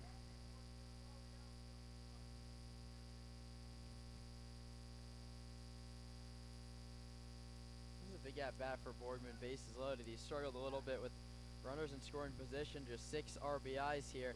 This is where you need that Connor Pulowski base clearing double that they got yesterday. And it feels like every other at-bat, Boardman has the bases loaded. It was twice in one day last Sunday against Menlo Park. That was a doubleheader, but still an oddity, especially when you hit in the leadoff spot. 2 of his 6 RBIs have come from bases loaded hit by pitches. That pitch misses inside. He's behind 2-0 at being Ryan Delaney. He had 7 walks this spring at Bucknell. Needs to put one in here. That one misses. Now 3-0. I mean, we talk about how the Stompers aren't uber aggressive with the base loaded. This might be take till 2. You want to give us a run, we'll take it. Delaney can't find the zone. Bases loaded Stompers. A 3-0 to Boardman. In for a strike. Boardman thought it was high, tossed the bat, but he'll have to pick it back up and take the box once again.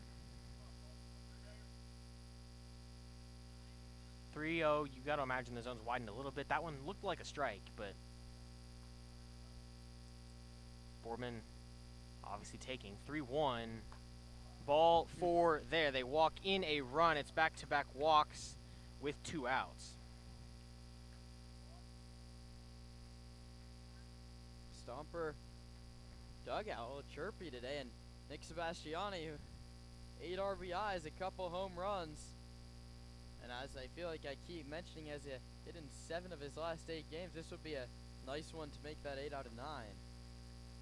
Now we'll get a mound visit from the Crawdads here. Sebastiani 0 for 2 on the day. He struck out in the first, grounded into a 6-3 double play in the third.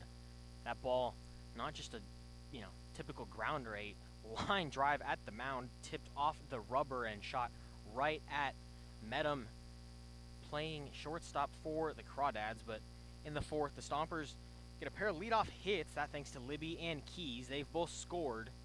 Pulowski reached on an error, a hard hit ball to third, and then a sac bunt from Lazul moved him up. Kieran Baker rung up at home, and then Sebastiani and Boardman walk. Yeah, Nathan Nino's the arm warming up down in the Crawdad bullpen. But Nick Sebastiani has a chance to really extend what's right now just a 2-run advantage.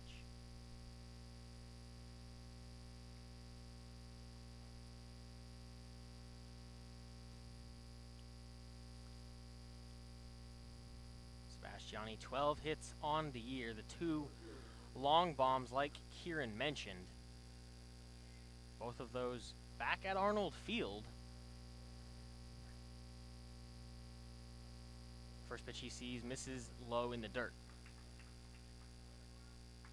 Yeah, they'll keep walking him with the bases loaded. Why not? But a gapper would really change this game. The 1-0 outside and high, 2-0.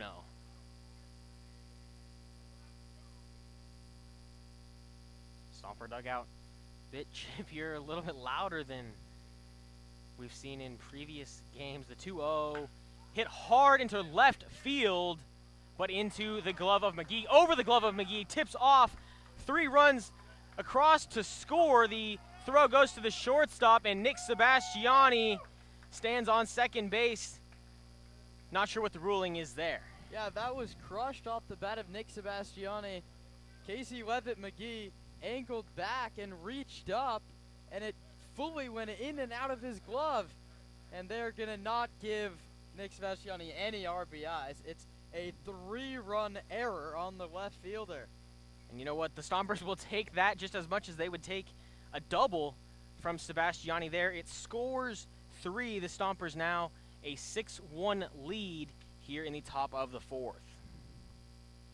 5 spot all of a sudden for Sonoma. First pitch fouled back by Landon Akers in what's turned into the Crawdads very upset with home plate umpire Alec Dickerson. And he's just ejected one of the coaches for the Crawdads. He was peacefully yelling and vulgarly yelling from the dugout in a very calm manner. Alec Dickerson looked over, took a couple of them, and then just said, all right, you can leave. So a 5-run inning and an ejection for the Crawdads.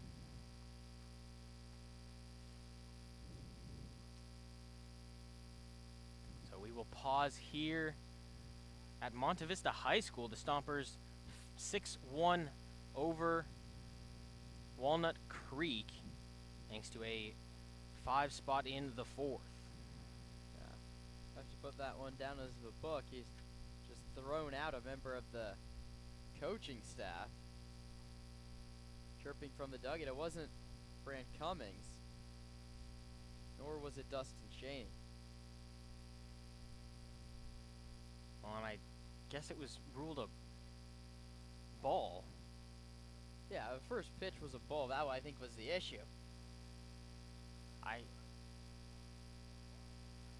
What an inning. The Stompers have a couple bases loaded walks, a couple Walnut Creek errors. It doesn't matter how you get the 5, you just need to get them. Welcome to the CCL. It's a 2-out rally from the Stomps. Second pitch low in the dirt to Akers. Oh, that's a nice take. Delaney now already struggling mightily this inning is all out of rhythm. Southpaw delivers. It's popped up into shallow right field. Going back is Donnelly. And into foul ground, he makes the catch.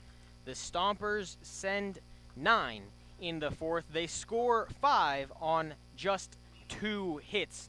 We'll head to the bottom of the fourth here on the Sonoma Stompers Radio Network. The Sonoma Stompers have partnered with Crandall Roofing to bring you the Grand Slam seating section. All grandstand seats are now sponsored by Crandall Roofing, the best roofers in the North Bay. Let your next roof be your last roof. Call Crandall Roofing, Diamond certified and proud partners with the Sonoma Stompers. Hey Stomper fans, if you need tree service, call Arbor MD. Proper tree care is essential for ensuring the safety, health, and beauty of your trees. Arbor MD's tree knowledge and expertise protects your property and enhances its value while also contributing to environmental sustainability and long-term tree health. Call Arbor MD for all your tree care and landscape needs. Nana's estate-grown extra virgin olive oil is made from olives grown exclusively on the property of Vianza Winery. They were hand-harvested and pressed to create Nana's extra virgin olive oil. Go to shop.vianza.com to see why Nana's olive oil is the very best. United States Congressman Mike Thompson, representing California's 4th District, is a proud supporter of the Sonoma Stompers. The Sonoma Stompers are tail-wagging happy to have partnered with Pets Lifeline. Pets Lifeline offers several programs for pet owners in Sonoma, from dog training classes to spay-neuter and microchipping.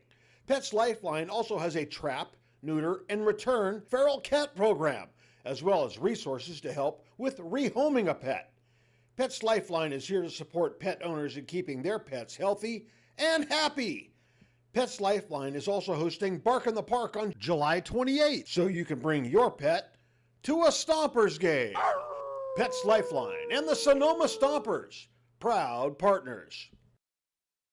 The Sonoma Stompers are proud to have teamed up with Park Point Health Clubs this season. Let Park Point's innovative fitness and lifestyle programs improve your quality of life through our Focus 3030 nutrition and training program. Or take Pilates classes, learn kickboxing, get back on the bench with our weight training program. We have personal trainers and, check this out, we even have childcare to help you create the time to become the best you can be. Park Point Health Clubs are located in Santa Rosa, Healdsburg, and right here in Sonoma. Park Point Health Clubs and the Sonoma Stompers, proud partners. Bottom of the fourth, it was an eventful top. The Stompers score 5, and Coach Nicholson ejected for the Crawdads, arguing balls and strikes with Alec Dickerson behind the dish. It's Cam Taylor leading it off for the Dads, now down 5. A high fly ball into dead center field, snagged by Landon Akers.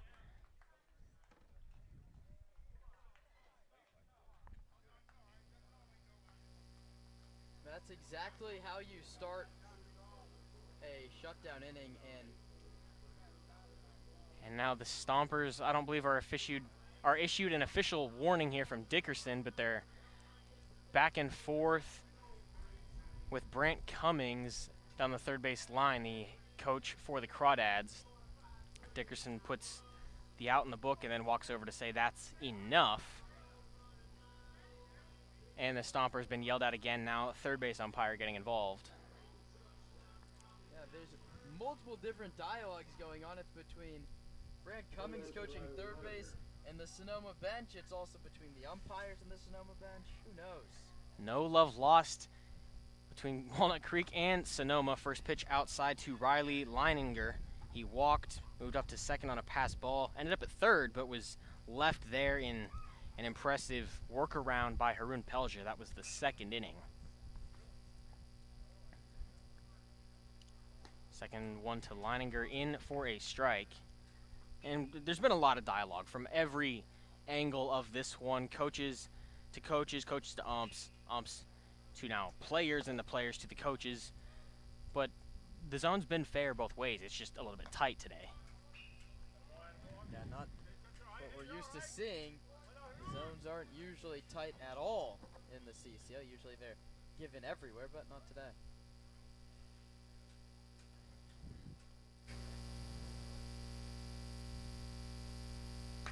Pitch misses outside and low. Now 3-1 to Leininger. Entered today 205 on his CCL season.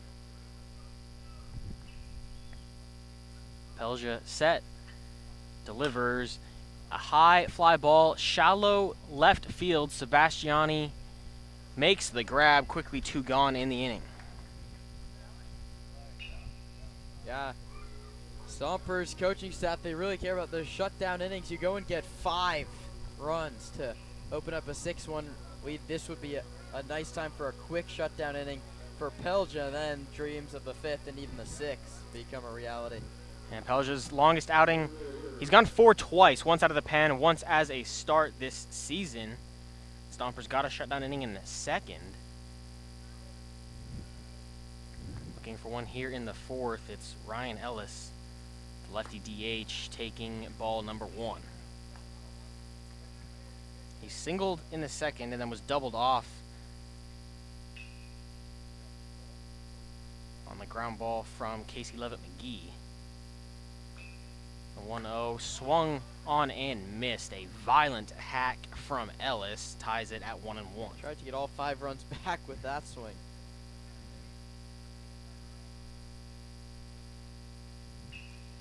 Pelja just 1 strikeout on the day. That was the on-deck hitter Esquivel. This one popped up softly into right field. It's Kieran Baker coming on to make the grab, and a quick 3 fly-out shut-down inning for Haroon Pelja. We'll head to the top of the 5th here on the Sonoma Stompers Broadcast Network. Local expertise worldwide. Sotheby's International Realty is well known for their exceptional real estate agents that distinguish themselves in communities all over the world. To learn more about real estate in Napa, Sonoma, San Francisco, and the rest of the Bay Area, or around the globe, contact Sotheby's International Realty Wine Country Brokerage at 707-935-2288. That's 707-935-2288. Sotheby's International Realty. The Sonoma Stompers are excited to have Jacob's Restaurant providing all of our concessions this season. At the ballpark, you'll find gyros, Chicago dogs, pizza, and salads. But in their restaurant, you'll find an outstanding menu featuring the best Mediterranean-style offerings in town. Seafood linguine, chicken piccata, ravioli, risotto, pizza, and so much more. Don't forget to try their desserts. Jacob's Restaurant is located on 1266 Broadway, right next to Traintown. Jacob's Restaurant and the Sonoma Stompers, proud partners.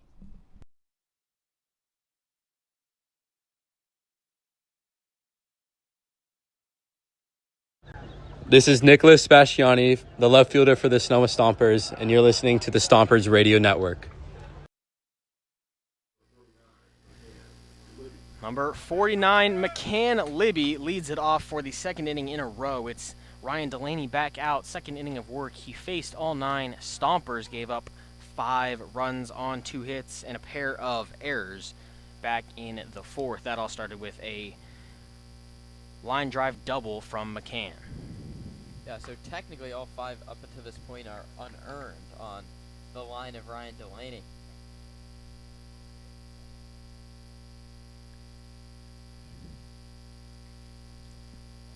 It's 1-1 to Libby.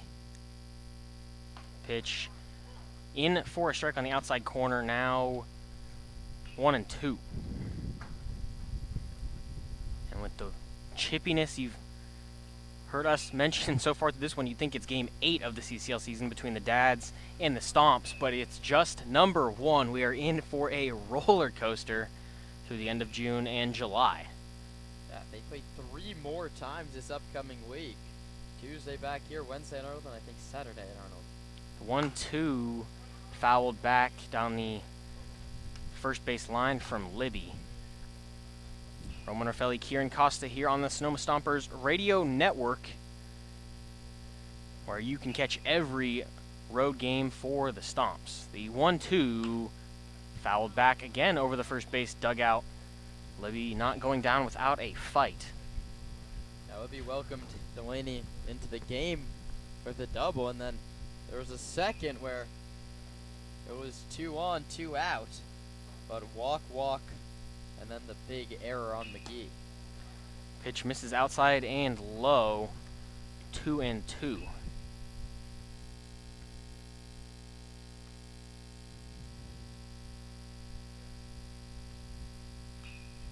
Pitch to Libby. Ball number 4 was 3-2 before that, so it's a leadoff walk for Libby, his second trip aboard, and the third walk issued from Delaney. You wonder how long he gets. The bullpen was quiet, but that's Nathan Nino getting back up and loosening. Brings up the DH, Trent Keys, who singled in the 4th. He got aboard for his 3rd hit of the season. Swings and misses for strike number 1. He also hit a line drive just to the second base side of Esquivel, playing second base right up the middle.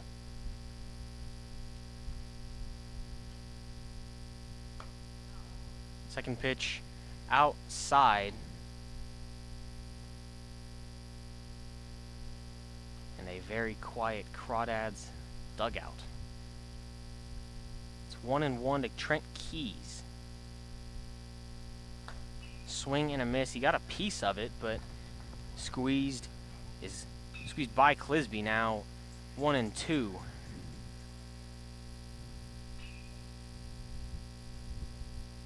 Have to move him over at the very least. Libby fakes a steal. It's cut on. Attempted squeeze by Clisby, but it goes in and out of the glove. 1-2 again. The lefty Delaney yet to pick to first. Libby bouncing back and forth as he comes set. Delaney delivers, hits Trent Keys in the elbow. That's why he wears the guard. It's gotten its money worth and then some so far this season. That's his 10th of the year. Yep. Trent Keys wins the race to double-digit hit by pitches on the Stompers. Anthony Shepler is behind him with 9, and Colton Boardman has thrown his hat in there. He has 7 after getting hit in the 3rd inning, and Keys is another very nice day for his on-base percentage. It came in at an even .500. He's gotten aboard all 3 times to the plate today. Pulowski shows bunt, pulls it back. It's a ball high. The exact same situation we had to start last inning, although it's not a double and a single. It's a walk and a hit by pitch. Pulowski now up 2 on, no outs. Yeah, Pulowski couldn't get the bunt down last inning, hit a rocket towards 3rd. He shows bunt again. It's behind him. Runners will advance, and now 2-0 to Pulowski. He was willing to give himself up, but no reason to here. 2 in scoring position.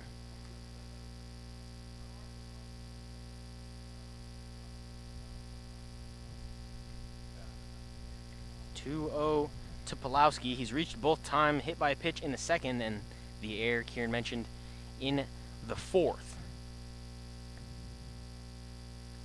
Infield cutting the run.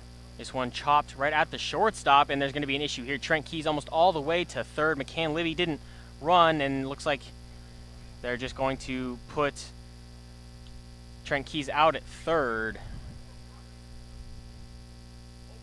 2 runners can't occupy the bag, so just a base running mistake from Trent Keys. Pulowski reaches on the fielder's choice. Yeah, and you don't even try and get in a rundown in that situation. But I don't make them make a play. maybe trying to at least get Pulaski over to second base. That's why you bring the infield in. You were unwilling to trade anything there. You don't have to. And Trenke's just overbit on the contact. Figured Libby would go home, but saw the play in front of him and just made the wrong move. First pitch to Paul Lazul's in for a strike.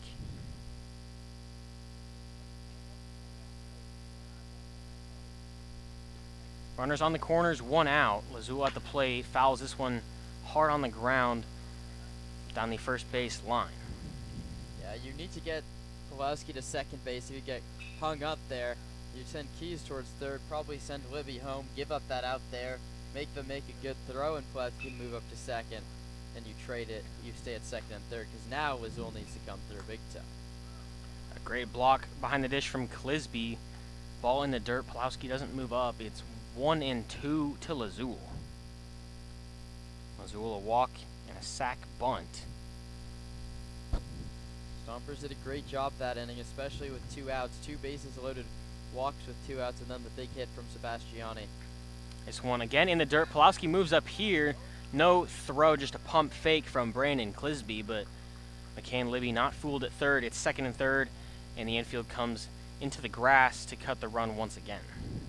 Yeah, Pulaski had to stay out of the double play there, and it took him up until the 4th pitch, but he does move up to second, and now Lazul, you lift the ball, you tack on to the lead. 2 in scoring position. This ball hit hard up the middle. It's a single off the bat of Lazul. Pulowski waved in by Dave Hoke. A 1-out, 2 RBI single from Paul Lazul extends the Stomper lead. And that's the gamble you take when you bring the infield in. That ball is easily gloved behind second by Esquivel, and you throw to first to get the out. Instead, with the infield in, nobody can make a play. And you know what changes that? That's heads-up base running by Connor Pulowski. Sees that ball, kicks away.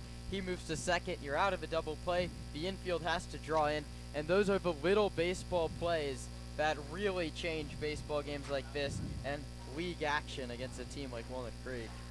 The Stomps out 8-1 early. We'll take a break as Ryan Delaney is sent back to the dugout. We'll introduce you to the new arm for the Dads when we come back.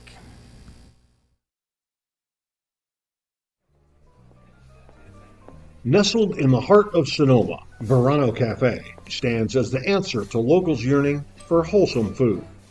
Opened by Veronica Perez and Carlos Rubio, this cozy diner is nestled conveniently at the crossroads of Highway 12 and Verano Avenue. At Verano Cafe, breakfast, lunch, and dinner are experiences crafted with love and local ingredients. Each dish is a symphony of taste.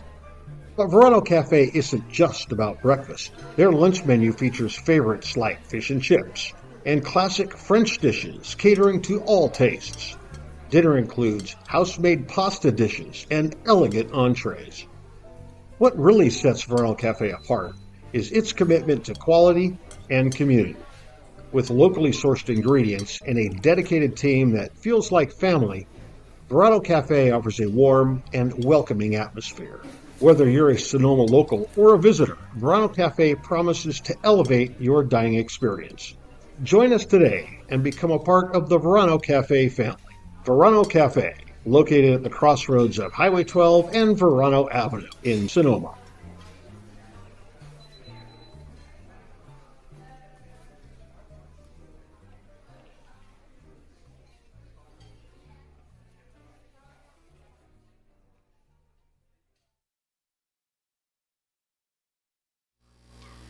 Back in the top of the 5th, between the Dads and the Stompers, it's 8-1, an early lead for Sonoma.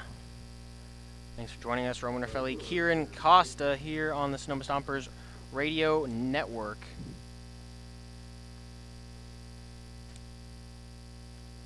First pitch from the new pitcher, Nathan Nino, in for a strike.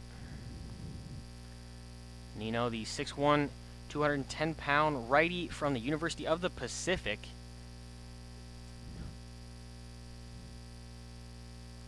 Second pitch chopped over his head, gloved by Esquivel. He'll toss to first in time. The Runner Lazul moves first to second, but 2 gone in the inning. In the spring with University of the Pacific, he appeared in 17 games, 4 of those starts. He went 1 and 3, 29 and a third, 24 strikeouts, 23 walks. The 6'1" senior making his 4th appearance so far for Walnut Creek. He's given up 4 earned runs over 4 and a third innings, 6 strikeouts, 5 walks.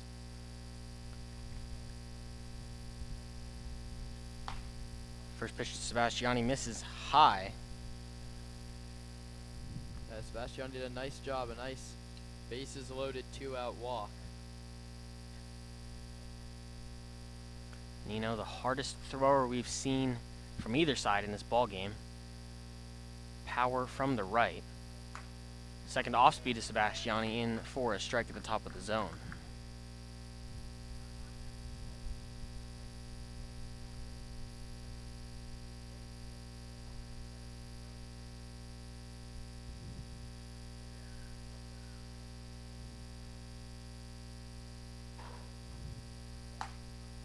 And that one now misses high, 2-1.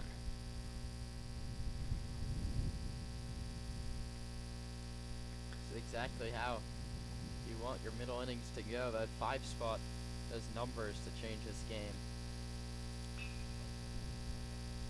Azul leads off second. The pitch high and into Sebastiani, now ahead 3-1. He's got to walk at a ground ball turn for 2 so far today, getting the start at third base.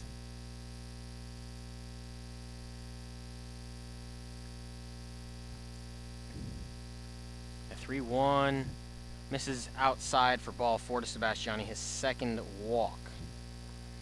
Another good at bat worked by Sebastiani, and now, 7 runs, the game is already out of hand, but you can just really put this one on ice. Maybe get a position player in there for Walnut Creek if you can open this up to 10-1, even 11-1.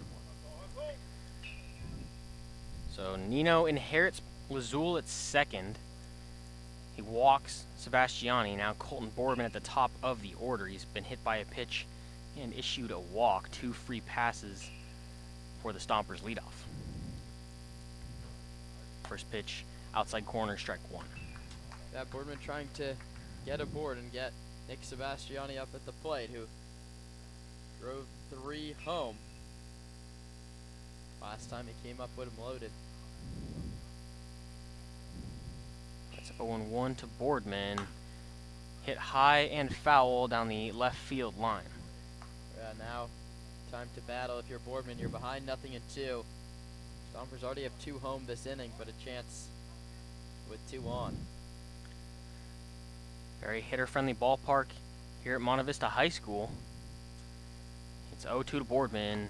Cut on, fouled, and squeezed by Clisby behind the dish. The inning ends, 2 Stompers score, and we head to the bottom of the 5th here on the Sonoma Stompers Radio Network.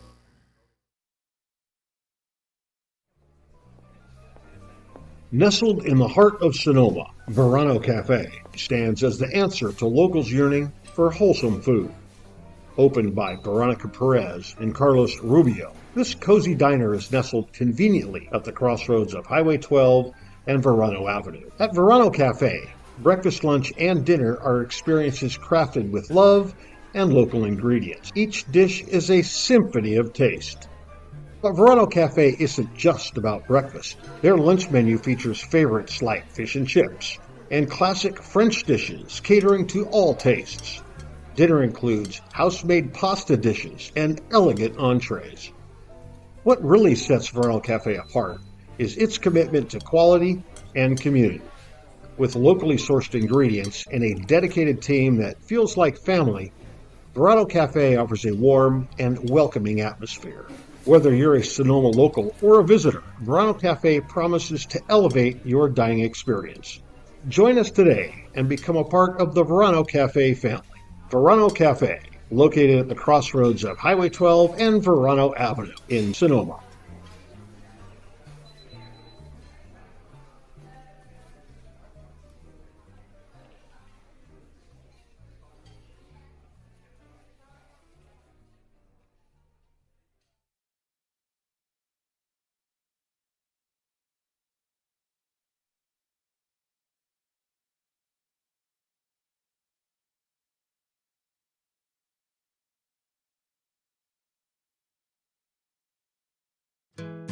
Cresco Rents. What you need, when you need it. And we show you how to use it. It's simple. You choose it, you use it. We have the right tool for every job. Never buy it, never store it. When you need it, just rent it. I'm Chris Smith, president of... Back for the bottom of the fifth, first pitch strike to Chris Esquivel, 0 for 1 with a strikeout on the day. And now 6 consecutive retired by Haroon Pelja, finding his stroke a little bit. Second pitch misses the zone.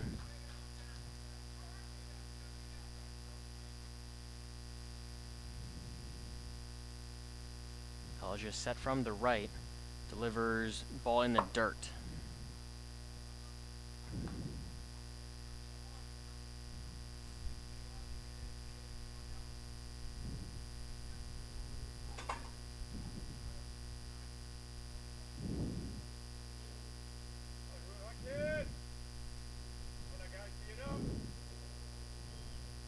The 1-1 inside edge, strike number 2, a nice spot from Pelja.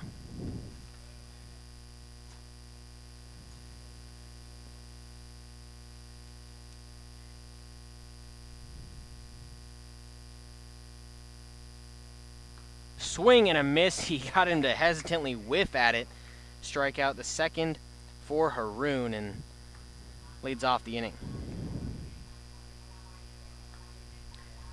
Brings up Casey Levitt. McGee grounded into a 4-6-3 in the second, and that feels like it was hours ago. It's 5:45 here.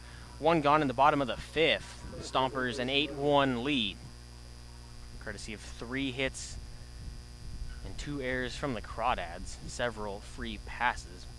McGee stands in, hits a fly ball to right field, snagged by Baker. The lefty flies out in 1 pitch. Lineup rolls over. It's Jared Medham, entered today, .310 average, but a ground out and reached on an error. Another quick inning here from Pelja would be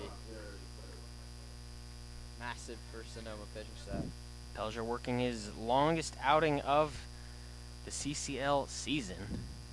First pitch off speed, didn't break enough. Started it inside to Medham, worked it towards the plate, but it didn't work hard enough. It's 1-0 to Medham. Pelja's gone 4 innings twice this season, now 4 2/3 as it stands. Hard ground ball to Sebastiani at third. Gloves throws well over the head of Lazul. It's going to be an E5 double for Medham.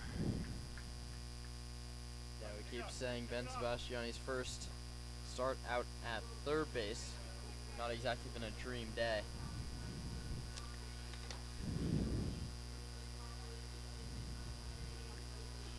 So the 2-out error brings up Sam Jenkins.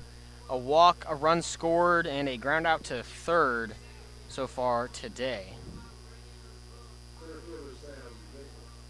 Just giving away outs in a game that's 8-1. You just want to get your bats back up going. They have back-to-back crooked numbers. First pitch hit hard towards Lazul. He knocks it down, tosses to Pelja, who does not win the foot race with Jenkins at first.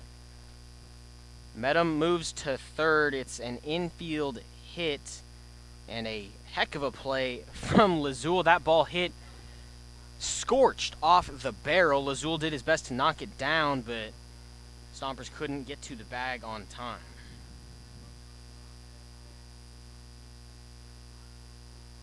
Yeah, that's a run-saving play by Lazul, going into a headlong dive. Like, take it out of the hole. You have to hold Medham at third, and Pelja, I mean, just a little bit of a late break off the hill. First pitch misses low and in to Joey Donnelly. 4:57 entering today. He's 0 for 2. First and third. That's Medham and Jenkins. Pulowski behind the dish has thrown out several on the paths so far this season. No movement. A soft ground ball to McCann Libby. Fields throws in time. Donnelly jogging out of the box is retired. 4-3 in the fifth. The second time we've seen first and third not hurt Pelja. He's been crafty working out of the jam. We'll head to the top of the sixth here on the Sonoma Stompers Radio Network.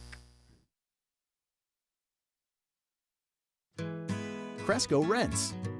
What you need, when you need it. And we show you how to use it. It's simple. You choose it, you use it. We have the right tool for every job. Never buy it, never store it.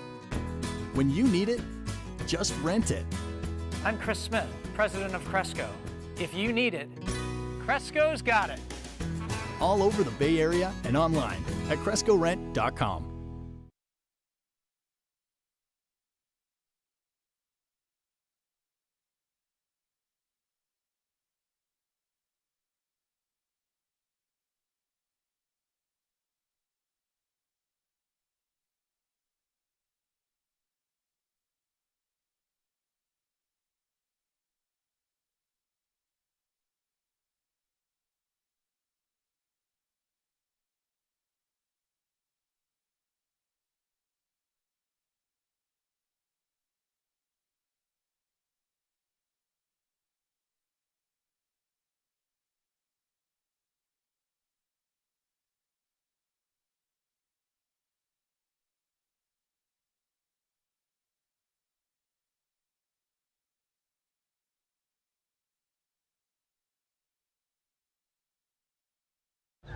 This is Nicholas Sebastiani, the left fielder for the Sonoma Stompers, and you're listening to the Stompers Radio Network. Nick Sebastiani leads off the top of the sixth for the Stomps. Firmly in control of this one, 8-1 through 5.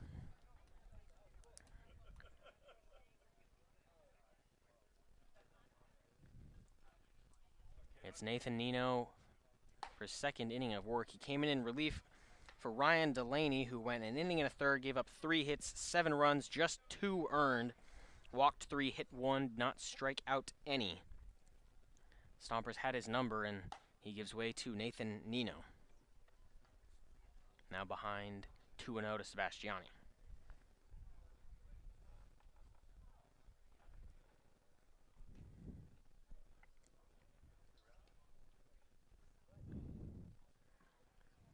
Pitch misses high. It's ball 4. And Sebastiani on with a leadoff walk. Same thing we saw from McCann Libby back in the 5th. And it's the second walk in 4 batters, for Nathan Nino.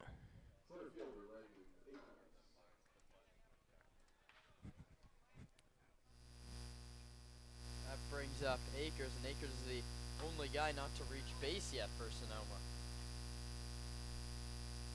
Akers on the day, a pair of pop-outs to first base and a 5-3 ground out.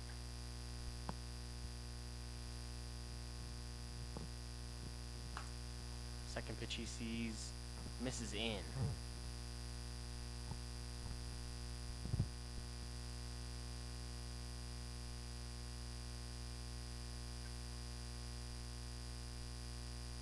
It's 1-1 to Akers. Chops it to third, past the glove of Donnelly. It's a single to right. Sebastiani goes first to third, sliding in, just beats the throw, and Akers moves up to second. Interesting play by the defense. Yeah, there was never really a play at third base, and just a high chopper kicks past Donnelly, and Cam Taylor, an ill-advised throw, in my opinion, to third base. He slings it from right to third, not cut off. Had it been cut off, likely would have been able to either keep Akers at first or get him out between first and second. So some aggressive base running pays off for the Stomps. Second and third, no outs. First pitch, a strike to McCann Libby, who's reached twice, a double and a walk. He's scored both trips. Bringing the infield in down 7 is, I feel like, more saying I trust my pitcher. Chopped just fouled on the third base line. The infield in again. They were able to get Trent Keys between second and third last time, but also surrendered a single up the middle. Like, what I see here is I trust my guy to get a strikeout or induce weak contact. It's 0-2. It hits McCann Libby in the head. And it feels like the 5th or 6th time this week that a Stomper's been hit in the head. Libby seems fine. It looked like it hit him in the visor of the batting helmet. The Frisco, Texas native takes his free pass to first. Bases loaded for the Stomps in the inning.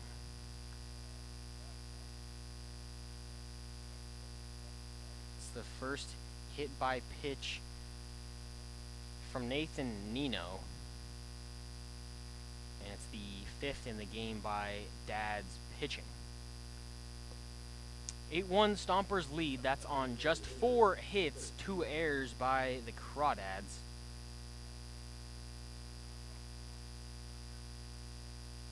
And I believe 7 walks. This one hit high, deep foul to left from Trent Keys, who's got a single, a walk, and a hit by pitch. Just boosting that on-base percentage yet again. This would be a nice time to keep that 3 straight at-bats with getting on base going. Second pitch in for a strike, now 0-2. Bases loaded, nobody out. You need 2 here at the very, very minimum. Stompers a firm lead, looking to add on. The 0-2 to Keys, misses high and out. Yeah, Keys isn't going down on 3 pitches. That's what the stats would tell us. Very patient approach, able to spoil pitches and just work walks, get hit by a pitch, doesn't matter. He'll do it. Bases loaded. 1-2 to Keys, outside, 2-2. Sebastiani stands on third. He walked. Akers on second. He singled, and McCann Libby was hit in an 0-2 count by the pitch. He's on first. 2-2 to Keys. Cue ball to third. Out at second. It's 5 for the put out. Akers moves to third. Sebastiani scores. Yeah, RBI Trent Keys, and that's an interesting play, right? Because if you're only going to get 1 out, his play was to touch third base. He was going to the glove side, going to the bag. Instead, he turned and threw to second base with really never a chance of a double play. A couple times we've seen mistakes like that, mental mistakes from the Crawdad defense. A mental one there was Leininger at third, who fielded the ball right in front of third base, was within arm's reach of the bag, but threw to second. I think he had to step on third, throw to first, double play possibility. That's the typical play with runners on at least first and second when you got a chance to turn 2.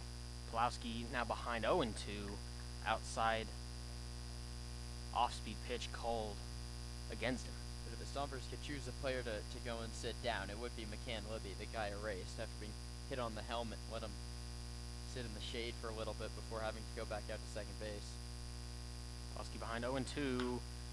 Cue shot off the end of the bat. Charging on to make the play is Medham, and he gets it to first. It was dropped initially, but the out still recorded at first. Donnelly able to recover his mistake. It's 6-3, the put out of Pulowski, and Landon Akers scores. Yeah, they bring the infield back, and then the Stompers say, okay, we'll take it, and 2 ground balls net another 2 runs, double digits here in the 6th. It's 10-1 in favor of the Stomps. Now Paul Lazul swings, fouls off the first pitch he sees. Lazul, a big 2 RBI single last inning. He was left on second base and was the last batter that Ryan Delaney threw to, since been replaced by Nathan Nino. Lazul from the left watches a ball high. It's been a fun one for Sonoma, that's for sure. Offense was quiet through 3, and then 5 spot, 2 spot, 2 spot. It's 1-1. Zool watches the ball outside. 10 unanswered for Sonoma. After falling behind this game 1-0, the Crawdads scored 4 hitters into this one, and then it's been all stomp since. 2-2 misses outside, now full to Paul Lazul. The Stompers gave up 1 in the bottom of the first. It was a ground out, a walk, and then an error followed by a single that scored the run, but nothing since. Haroon Pelja has been fantastic. The payoff pitch in the dirt, ball 4. It's the third walk from Nathan Nino. And another great at-bat from Sonoma and Lazul. And Paul Lazul has maybe been the player of the game so far. Walk, a perfectly executed sacrifice bunt, then infield draws in, he just grounds it right back up the middle where no one can get it. 2 RBIs, and then down in the count, he walks again. The at-bats have been looking a lot better from Lazul of late. Kieran Baker from the right now to face Nino. He was the first Stomper to face him. He grounded out to second. Takes a first pitch strike. That was a play that could have been a double play. It was a Baker ground ball. He didn't even try and turn it. It's 1-0 to Baker. That one in for a strike. A game where the zones have been controversial, the defense has been controversial, a lot of offense on one end. The Stompers have been charged with 4 errors. The 1-1 to Baker. Excuse me, the 0-2 to Baker. The scoreboard was incorrect. He goes down looking, and we will head to the bottom of the 6th. It's the first strikeout from Nathan Nino. It ends the inning where the Stomps get 2 on just 1 hit. We'll be right back on the Sonoma Stompers Radio Network. Flybird Margarita is our new and delicious cocktail that's ready to go, no bartender needed. Flybird Margarita is crafted in Mexico with 100% Mexican agave wine and all-natural flavors. Whether you are in the mood for a classic Baja lime or strawberry, Flybird has your margarita ready on the fly. Just twist open the bottle, pour over ice, and enjoy. Since it stays fresh for up to 2 weeks after opening, imagine all the places you'll be able to pour the perfect margarita. Taco Tuesday, backyard barbecue, cheering on your favorite team, or simply while basking in the sun all by yourself. Flybird ready to drink margaritas. It's margaritas on the fly.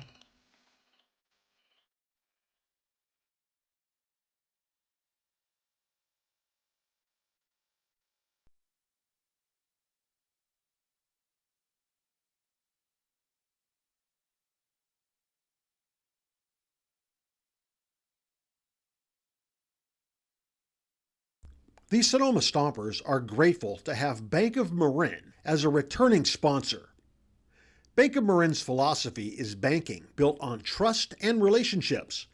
Bank of Marin's creative and customized solutions safely and confidently support your growth and success now and into the future. Whether you're a sole proprietor forging ahead with your first company or the CEO of a well-established corporation, Bank of Marin's local bankers will work side by side with you to help you reach your financial goals. Bank of Marin, the official financial institution of the Sonoma Stompers.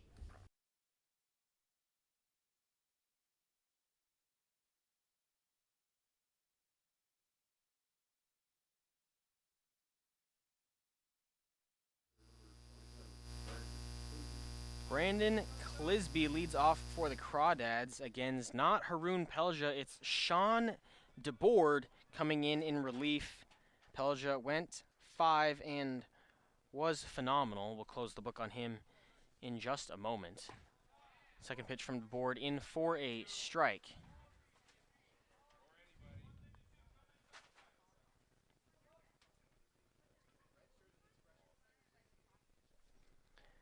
The pitch misses out.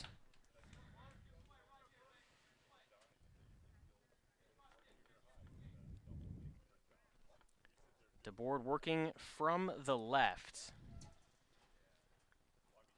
Pitch hit hard into deep center field. Ranging back is Akers. Looking up, it bounces off the wall. Akers throw into second base will stop Clisby there. It's a leadoff double from the Crawdads catcher. DeBoard, this his third appearance in CCL play, enters with a 3.0 ERA. That's in just 3 innings pitched. A pair of strikeouts, a pair of walks, 1 hit. 13 batters faced. Had 2 shut-down innings against the Legends back on June 15th. Now gives up a leadoff double to Brandon Clisby. Now Cam Taylor, another lefty, stands in. The left-on-left first pitch hit hard at Ben Sebastiani. He looks the runner back to second, throws to first in time. Gets some extra motivation from the Stomper dugout. Ben Sebastiani making his first start of the season at third base. You've seen a couple bad throws towards first and a couple errors charged to Ben so far today, but he's able to make a nice play there. That's a veteran play. Look the runner back to second base and then make an accurate throw across. They leave Clisby at second. Brings up Riley Leninger playing third base. He's walked and flown out to left so far today. One of 6 lefties in the Crawdads lineup. Crawdads down 10-1. First pitch fouled back.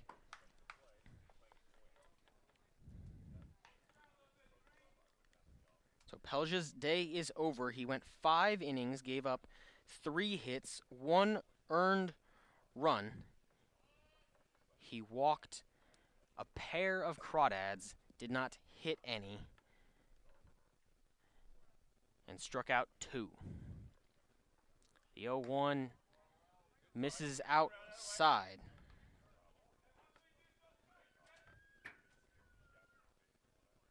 And Pelja, the number that's not on the board but was a big one, is he left 5 Crawdads on base, stranded several in scoring position, worked out of the jam better than most we've seen so far this season. Now DeBoard behind 2-1 to Leninger. DeBoard, the 6'2", 205 lefty from Westmont College. He just finished his sophomore season.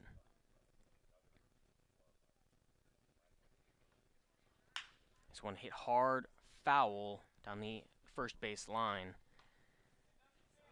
Leninger well ahead now, 2-2.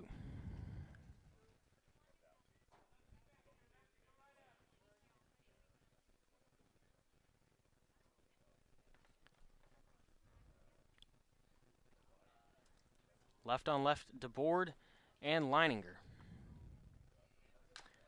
Another foul ball and a good battle here with a runner on second and 1 out.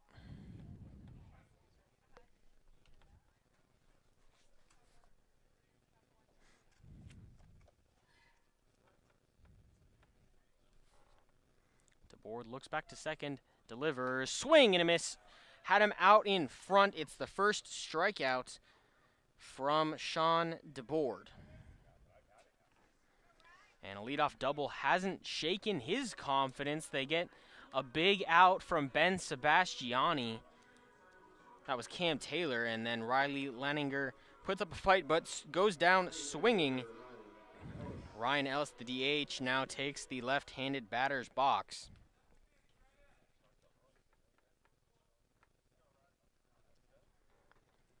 First pitch to him, cut on, fouled back into the glove of Pulowski, strike 1. Ellis, a single and a flyout today. He's got 1 of 4 Crawdad hits. Clisby stands on second. DeBoard comes set, delivers. This one hit high and deep to right field. Kieran Baker drops the ball. Had it fielded, but in and out of the glove. It goes an E9 and scores the second run, the first since the first inning for the Crawdads.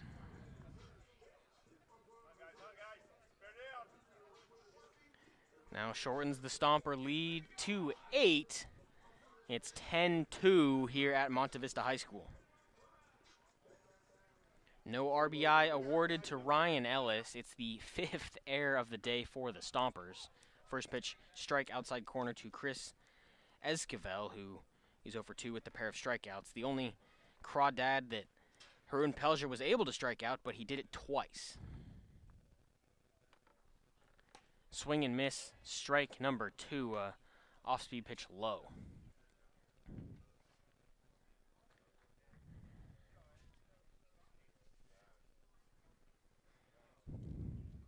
DeBoer delivers, called strike 3. Not the day Chris Esquivel looked to have against the Stompers. The Crawdads get one on a leadoff double from Brandon Clisby.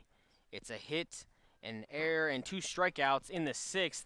We head to the 7th, 10-2 in favor of Sonoma. Kieran Costa takes you through the final 3 here on the Sonoma Stompers Radio Network. The Sonoma Stompers are grateful to have Bank of Marin as a returning sponsor. Bank of Marin's philosophy is banking built on trust and relationships.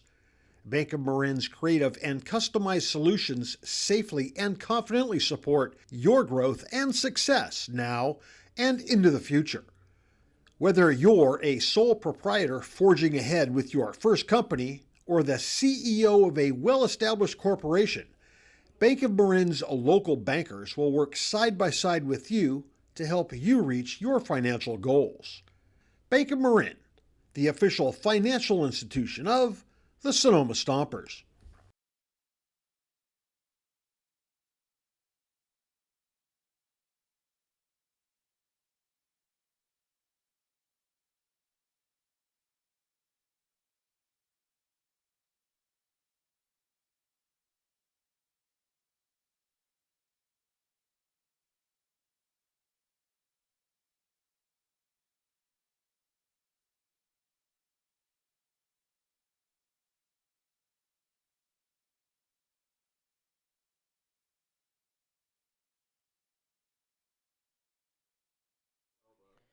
You know what they say about baseball. You make a nice play in the field, the bat will find you the very next inning, and Ben Sebastiani digs in to lead it off and takes the ball. He's ahead 1 ball and no strikes. That one is a called strike inside corner. That counts 1-1. Ben grounded into a double play back in the 2nd inning. That was with the bases loaded. He's walked twice since. Here he swings and misses. It counts 1-2. Nathan Nino hasn't lost anything on the velocity as he works now into his 2nd complete inning.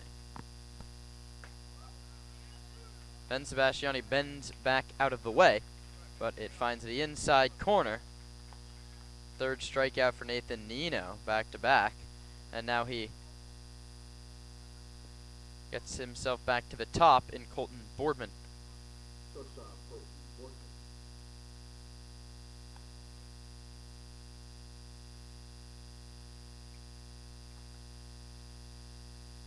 Boardman takes inside. Boardman was a strikeout victim against Nino back in the 5th inning. The Stompers have left 6 through 6. Boardman takes high. Nino working very quickly. It counts 2-0 on Boardman, who's 0 for 2 with a hit by pitch and a walk. That one misses. It's now 3-0. Boardman not stepping out. He's just standing in and waiting for Nino, who's now finally going to take a breath. 3-0 to Boardman. Called strike. We don't have the TrackMan next to us, but he's snapping into the glove of Clisby. Pitch. High ball 4. So Boardman, in what felt like about a 15-second at-bat, draws a walk, never took the bat off his shoulder. He's aboard for the 3rd time today without the aid of a hit. And that brings up Nick Sebastiani, who's been aboard twice, also without the aid of a hit. 10 runs, 4 hits, 5 errors for Sonoma. 2, 4, and 2 for Walnut Creek. First pitch fastball called a strike.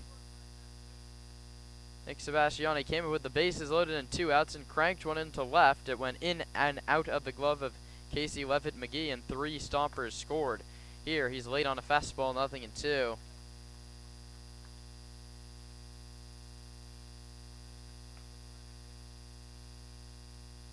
Landon Akers on deck. Singled his last trip. A pick back to first on Boardman, who is back with a headlong dive. The pitch missed outside. The count's 1-2. Stompers scored 1 in the second, 5 in the fourth, 2 runs in the 5th and 6th innings. They play with a 10-1 lead here in the top of the 7th. Sebastiani takes high, 2-2. Haroon Pelja, 5 innings, just 1 earned run, worked in and out of trouble seemingly every frame. Sean DeBoard gives up an unearned run. That was last inning. Sebastiani strikes out swinging. Challenge fastball, got him. Brings Landon Akers in, 1 for 4. And 10-2 games, so you see Zach Pace go to his bench a lot. There's no bench to go to today. That would only be Anthony Schepler, but we've been told the day off for him, struggling at the plate, needs a day to just reset the mental and get a better approach for the week. Nathan Nino really giving it his all. Bellows as he delivers high. 1 ball and no strikes. 10-2 Sonoma, 1 on, 2 out, top of the 7th. Colton Boardman steals it off Nino. The throw is made, but for no reason. It's stolen base number 8 for Colton Boardman, and he's back tied for the team lead in swipes. Stole that one off Nino. Infield shouting for him to step off. He'd started his motion. Yeah, just a good read from Boardman there. Didn't see Nino looking back at him at all, so took a bigger lead and then got a secondary early, was able to take second base, no sweat. Boardman at 7. Akers lines it through the vacated right side. Dave Hoke is going to throw up a late stop sign on Colton Boardman, and Landon Akers yet again with some heads up base running to take second base. That's a couple ABs with singles for Landon Akers. He's turned around what was a tough day at the plate. Stompers are set up second and third, and Boardman even running on the pitch. It was fielded in shallow right field from Taylor, and he let loose a nice throw to the plate. Dave Hoke with a late stop sign. Boardman chopping his feet as he rounded third base. And that's the second time we've seen that almost exact same thing from Landon Akers. Last inning, it was Sebastiani on base, not Boardman, but a single into right field, baits the throw all the way to the base from Taylor. He doesn't hit his cutoff man, and Akers sees it, able to move up a base. That brings up McCann Libby, who takes high, 1 ball and no strikes. Stompers second and third with 2 away here in the 7th. Hitting room on the right side for the right-handed hitting Libby, who takes up 2-0. Trent Keys on deck has walked, singled, and hit by a pitch and reached on a fielder's choice. He's also driven in a run. And out to the mound goes Brendan Clisby to talk to Nathan Nino, who was pitching well here. But a walk and now an Akers single have set up Sonoma second and third, and there's action behind him. A lefty in the bullpen for Walnut Creek.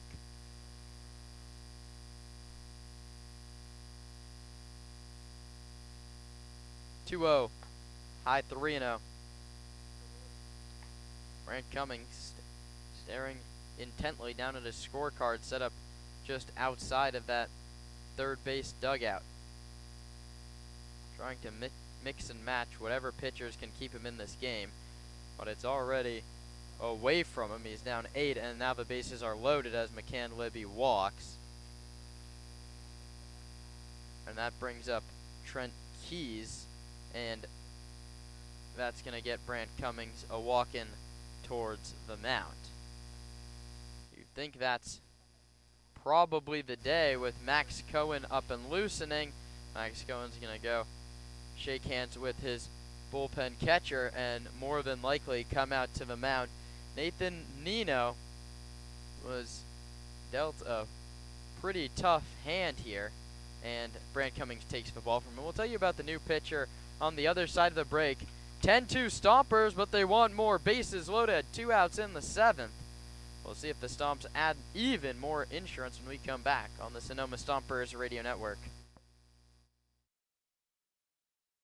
The Sonoma Stompers are grateful to have Bank of Marin as a returning sponsor.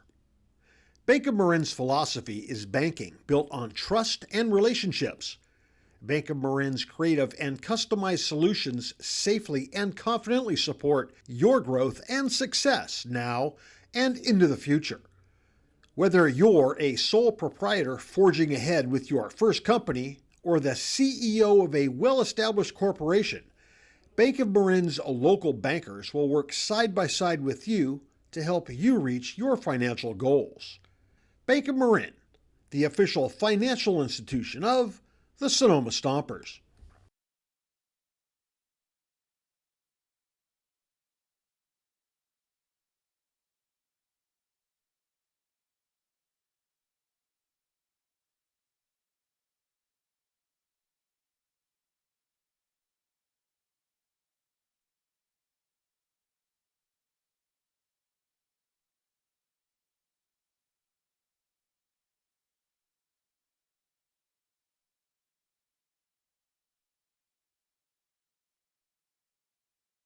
At Ritchie Vineyards, we feel that wine and baseball are the perfect pairing, and we are proud supporters of our Sonoma Stompers. Our family-run vineyard has been farming and growing grapes and carneros for over 40 years. We encourage you to witness our wine journey and check out our selection of boutique offerings at ritchievineyards.com. The Stompers are proud to have Adams Max Chiropractic Cohen as our official is the chiropractor. new arm. They go to another lefty to face Trent Keys. A walk, a single hit by pitch, and a fielder's choice. Fielder's choice won't do it here. Bases loaded, 2 outs. Max Cohen making his 5th appearance. He's given up 6 earned runs in 10 1/3 innings. He misses high to Trent. The count's 1-0. Just a brutal first batter to face. Trent Keys reached 4 times and is as patient as it gets here in the CCL. A tough guy to get anything from to begin your outing. That one misses high. Counts now 2-0. No place to put Keys. 2-0 home. Trent swings and pops it to right field. Cameron Taylor drifts over to the line and makes the catch. So Max Cohen does the job, induces the flyout to end the inning. The Stompers threaten but don't score. They leave them loaded. Time to stretch here at Monte Vista High School. Sonoma 10, Walnut Creek 2.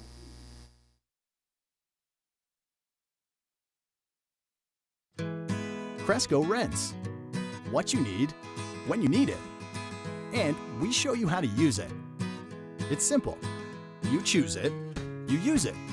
We have the right tool for every job. Never buy it, never store it. When you need it, just rent it. I'm Chris Smith, president of Cresco. If you need it, Cresco's got it. All over the Bay Area and online at crescorent.com.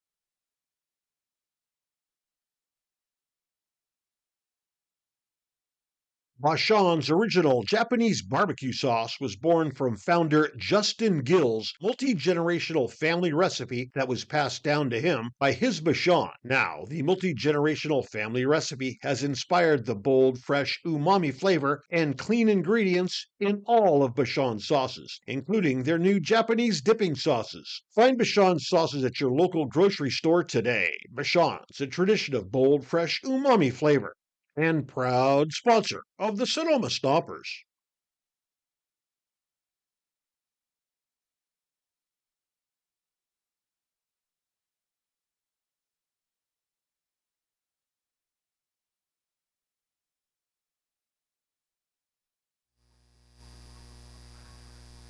We head to the bottom of inning number 7 here at Monte Vista High School with the Stompers in control, 10-2, but the injuries continue to pile up. Kieran Baker is out of this ball game. Anthony Shepler goes from the bench to third base, and Ben Sebastiani goes from third base to right field. And Dylan Edelman comes to the mound and delivers outside 1-0.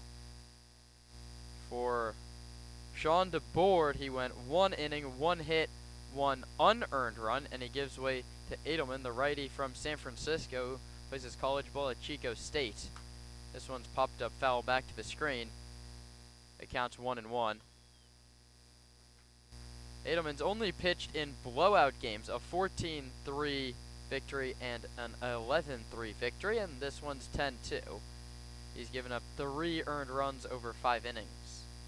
The Sidewinder delivers, and Casey Levette McGee swings and misses at strike 2. A tough day to forget for Levitt McGee. He bounced into a double play, he flew out to right, and he dropped a fly ball, resulting in 3 Sonoma runs.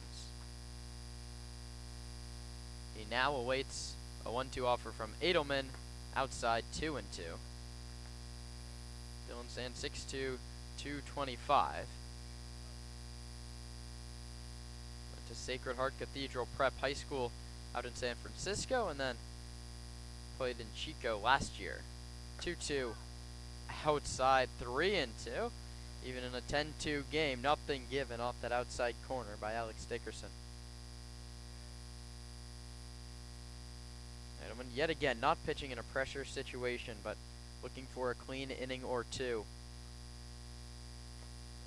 That one in and out of the glove of Pulowski, the first real mistake we've seen from Connor today, and not even a mistake, just a play he probably says he wants to make. And a tough one there. Playing catcher and catching the ball as hard as it's thrown with everything, spinning different directions and stuff, that's tough as is, but trying to catch a foul tip, man, that's just one of the hardest things to do in sports there.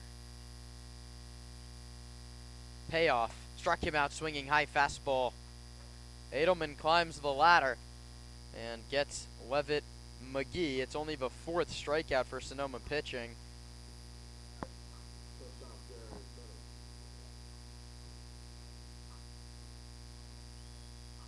And a good start for Edelman. That's what you want to come in and do. Be dominant to start. We've seen he has the strikeout stuff, and from the arm slot, it can be difficult to pick up. Big to get the lefty first and now have the righty lead off with 1 out and no one on. Edelman will go to work against Medham. Stompers have the day off tomorrow, much needed. As that one's fouled back to the screen, the position players dropping like flies over the last 2 days. Sonoma riddled with injury. We'll see how that plays out over next week.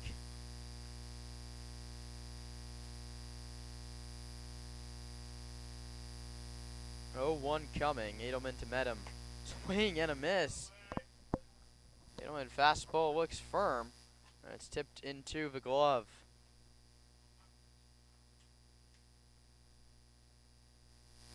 Dylan working way out in front of Jared Medham. Chico State against St. Mary's. And that one's lined into right. The new right fielder, Ben Sebastiani, comes on and makes the catch. Looks a lot more comfortable out there. Puts that one away routinely. There's 2 down. I mean, Shannon was in the original lineup today. He's scratched before the game. Baker forced in the action. He might have been injured today. He's out of the game precautionary at the very least. He was hit by a pitch back in the 2nd. Edelman looking for a 1-2-3 inning, but he'll have to work from behind against Sam Jenkins. The Baylor Bears stolen a base, singled, and scored one of the 2 runs. That walk all the way back in the 1st inning against Pelja. The pitch is low. The count is 2 balls and no strikes.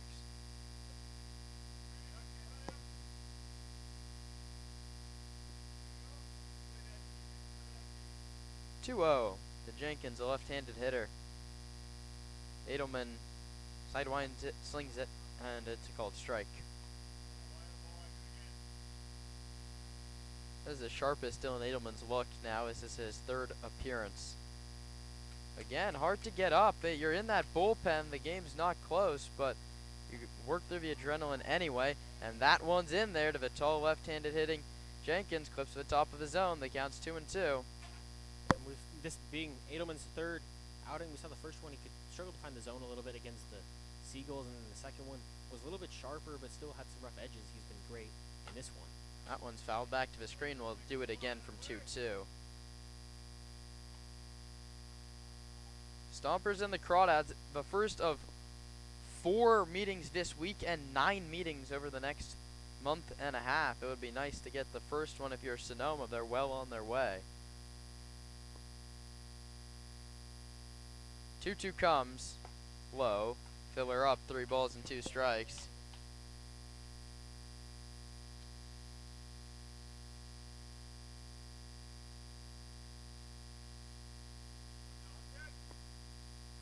Three balls, 2 strikes, 2 outs, 7th inning. Edelman pitches and Jenkins stays alive, fouls it at the plate. Stompers on top 10-2, despite making 5 errors today. Helja was charged with 2 errors on pickoff attempts. Ben Sebastiani was charged with 2 errors at third base. And Kieran Baker dropped a fly ball in right. This one's popped up and out of play. The battle continues. It's a good one between Edelman and Jenkins. The Crawdads not giving away any free outs despite the 10-2 scoreline.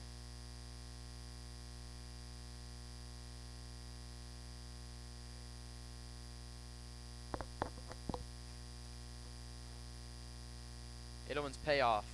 Check swing. Appeal. No swing.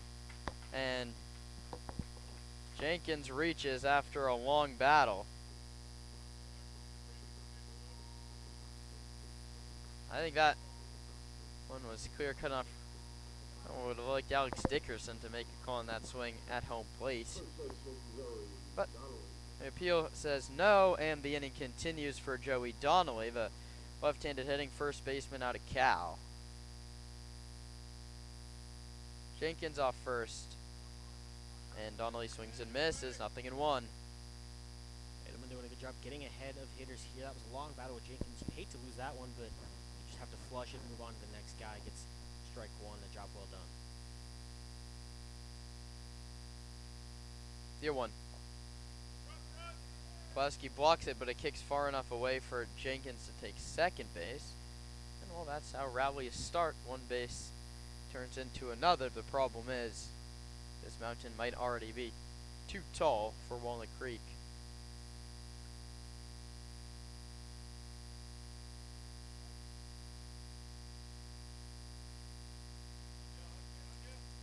One ball, 1 strike. Edelman working righty-lefty against Donnelly. Swing and a miss, 1-2.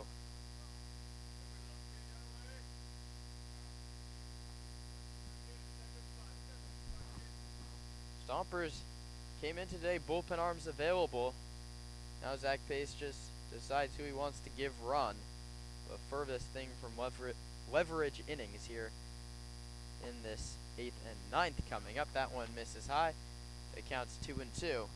Edelman at a point was a pitch away from getting out of it, is letting this inning drag on. 2 balls, 2 strikes, 2 outs. Jenkins leads from second. Edelman sets at the belt and comes home. That one's lined into left field and down for a base hit. Jenkins cruises around. He will score. It's an RBI single for Joey Donnelly, and now it's a 10-3 ball game. And a good piece of hitting there. Donnelly got a fastball high and away, just served it into left field. A nice piece of 2-strike, 2-out hitting. That brings up Braden Clisby, who's singled and doubled today.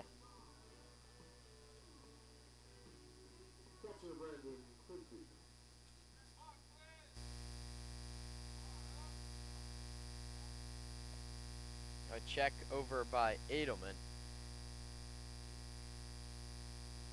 Joey Donnelly back with a single step.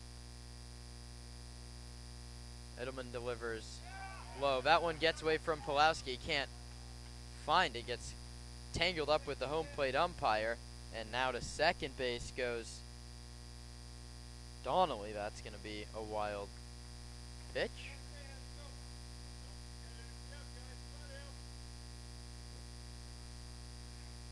Seven runs is not too many in the CCL, especially when you see innings like this. Yeah, you need an out here if you're the Stompers. You can't let them add here. You get 2 or 3 in the 7th. It's a much more manageable game. More importantly, the momentum, not something you want to give away. The pitch is bounced to third. Shepler fields, sets his feet, throws in time to first base. The new third baseman Shepler passes the test, and the inning is over. But a run on a hit and a man left. We cruise on to inning number 8. Sonoma 10, Walnut Creek 3. You're listening to the Sonoma Stompers Radio Network. Cresco Rents. What you need, when you need it. And we show you how to use it. It's simple. You choose it, you use it. We have the right tool for every job.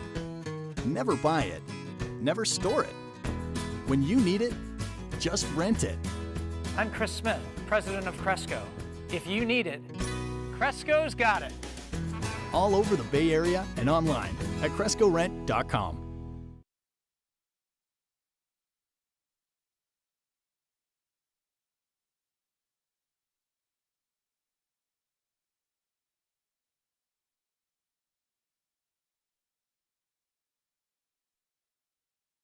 Bashan's original Japanese barbecue sauce was born from founder Justin Gill's multi-generational family recipe that was passed down to him by his Bashan. Now, the multi-generational family recipe has inspired the bold, fresh umami flavor and clean ingredients in all of Bashan's sauces, including their new Japanese dipping sauces. Find Bashan's sauces at your local grocery store today. Bashan's, a tradition of bold, fresh umami flavor.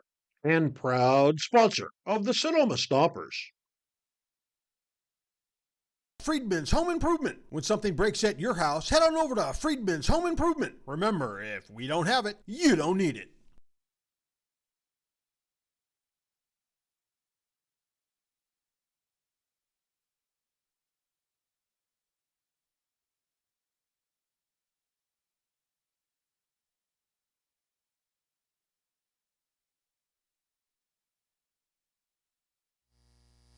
Connor Pulowski starts the 8th inning by swinging and hitting it into right field. That ends up in the glove of Cam Taylor. One swing, one out, and that sets up a battle between a couple Monterey Peninsula college ball players in Max Cohen and Paul Lazul.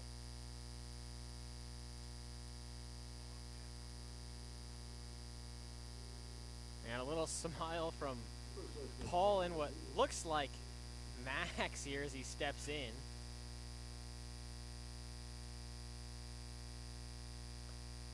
And it's the hitter that gets ahead 1-0. Battle between two MPC Lobos going at it. Lazul, a nice day at the plate, 2 walks, an RBI single, and a sacrifice bunt. He fouls this one hard and straight back to the screen. Stompers in the driver's seat. It's 10-3. Anthony Shepler out on deck. He's hitting in the spot occupied by Baker. Lazul swings and fouls it off again. The lefty was late, and the count's 1-2. And Max Cohen, the first Crawdad pitcher today to retire the first 2 he's faced, except for the starter McShane got Boardman and Sebastiani to begin the game. Lazul takes outside, 2-2. No one giving an inch. And a grudge match between the two teammates, and Lazul steps out but now climbs back in. The 2-2 left on left inside. Filler up, 3 balls and 2 strikes.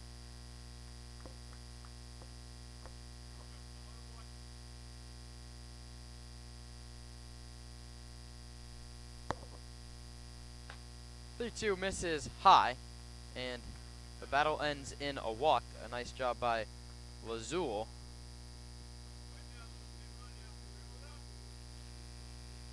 And That brings up Anthony Shepler. the two will probably have a good laugh about that one in the fall. Though they'll probably get another shot at it here in the summer. Max Cohen picks him off, but I wouldn't be surprised if we see Lobos on Lobos again.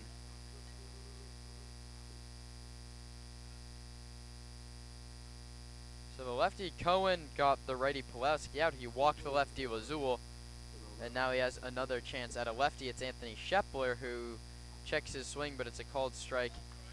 Outer corner, not sure if we've seen that all day, but it's 10-3 in the 8th. Maybe the zone has expanded just a little bit. Left on left. Swing and a miss. High fastball, nothing in 2.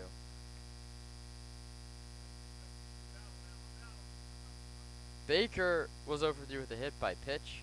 Shepler enters play 171, average a 358 on base. Pitch. Shepler, it's a high chop towards second, gloved by the second baseman, flips to short. The relay to first is in and out of the glove of Donnelly. It's a fielder's choice for Anthony Shepler. A very nice play by Esquivel at second, ranging up the middle. 4-6 on the fielder's choice. He replaces Paul Lazul. And that a nice play, a hard hit ball right up the middle. Didn't know if Esquivel was going to get there. He does, gives a nice glove toss to Medum, and they get the out at second. Now it brings up Ben Sebastiani.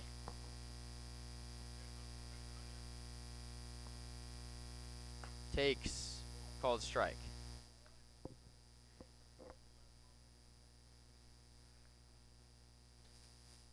Ben grounded into a double play, walked, scored, walked again, and struck out looking.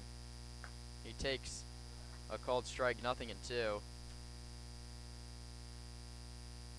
Bent back out of the way of a 2-strike slider that was against Nathan Nino.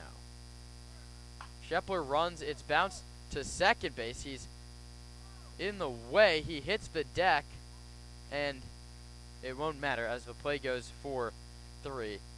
An inning full of oddities ends with no runs on no hits and 1 runner left. We head to the bottom of the 8th inning. Dylan Edelman back out there for Sonoma, leading Walnut Creek 10-3.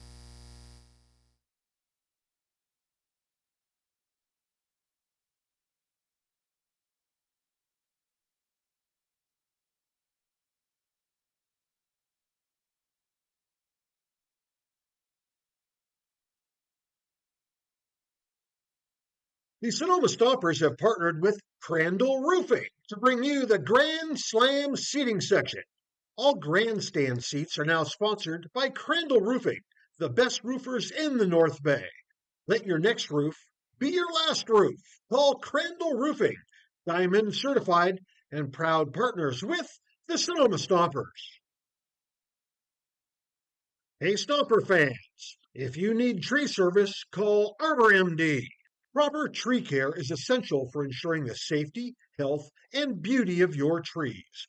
Arbor MD's tree knowledge and expertise protects your property and enhances its value while also contributing to environmental sustainability and long-term tree health. Call Arbor MD for all your tree care and landscape needs. Nana's estate-grown The Sonoma Stompers are tail wagging happy to have partnered with Pets Lifeline. Pets Lifeline offers several programs for pet owners in Sonoma, from dog training classes to spay-neuter and microchipping. Pets Lifeline also has a trap, neuter, and return feral cat program, as well as resources to help with rehoming a pet. Pets Lifeline is here to support pet owners in keeping their pets healthy and happy. Pets Lifeline is the first pitch of the bottom of the 8th inning. Edelman delivers a strike to Cam Taylor. Line out, fly out, and ground out for the Crawdad right fielder. Edelman pitches outside, and the count's 1-1. I thought that zone was going to open up off the corner for a second, but it's been brought back in. On a strikeout here from Cam Taylor, and he'd do it all today. Exactly. He's ahead 2 balls and 1 strike.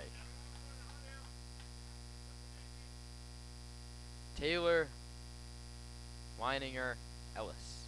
Those are the 3 slated against the righty Edelman. double barrel action in the Crawdad bullpen. As that one misses outside, 3-1. And Ailman now just wanted to put the ball in the zone. Thanks for joining us here on a Sunday afternoon, drifting into evening. The Stompers on their way to improving to 11-7 on the season. That one's low ball 4, and Taylor reaches for the first time. Edelman looks to turn a double play on Riley Weininger.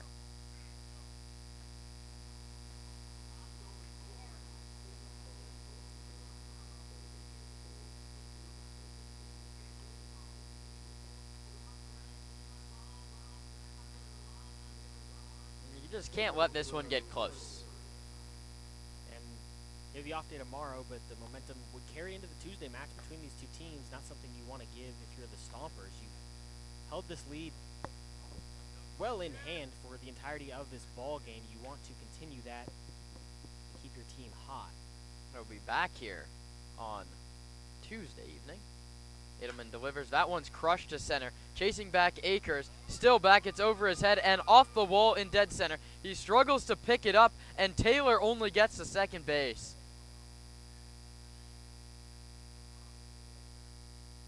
It's a very, very long single for Riley Weininger. And I was watching the ball. I don't really know what Cameron Taylor was doing. Not a good read from Cam Taylor. The typical approach is pause halfway on a line drive there, but as soon as you see Akers fully turn his back and run, you can run too. I mean, he was not going to make the play on that baseball. No, he was just sort of hanging out for a second there. Wasn't sure if that was going to drop. First pitch. Misses. It's 1-0. 2 on, no out. 10-3 Stompers in the 8th. Edelman delivers in there, 1-1. Yeah, Taylor looks like he was baited. He went halfway, turned his back to the baseball, ran back to first, tagged, and went. He only made it out to second base. Another little mental mistake from Walnut Creek, uncharacteristic of a Brant Cummings-led ball club. 1-1 is high and outside. 2-1. I mean, Brant Cummings has, I think, just about every team here in the CCL. He coached Eddie Moore-Luer, who's our senior advisor. He coached with and coached Tony Sakachi, who runs it down in Alameda. Baseball guy, area legend, but his team has made a couple mistakes that you don't really see him make. 2 balls and 1 strike. Edelman to Ellis. At this point, looking to just get outs. 10-3 Sonoma. Outside, 3-1, and one more wide one loads him up with nobody out for Chris Esquivel's spot. Action in the bullpen for the Stomps.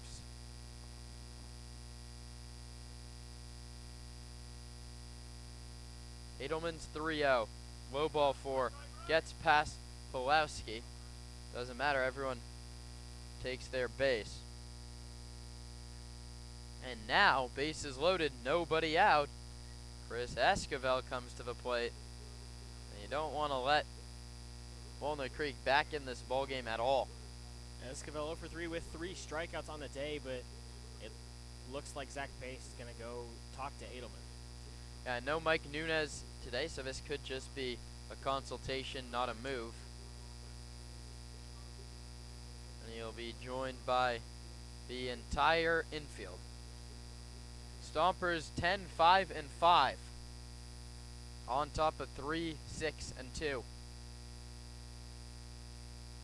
Not the ideal situation, but if you're Zach Pace, you got to be happy. This is the first mound visit a coach has had to make, and we're in the bottom of the 8th inning. I think he's going to leave Edelman out there. Chris Albee up and loosening in the bullpen for Sonoma.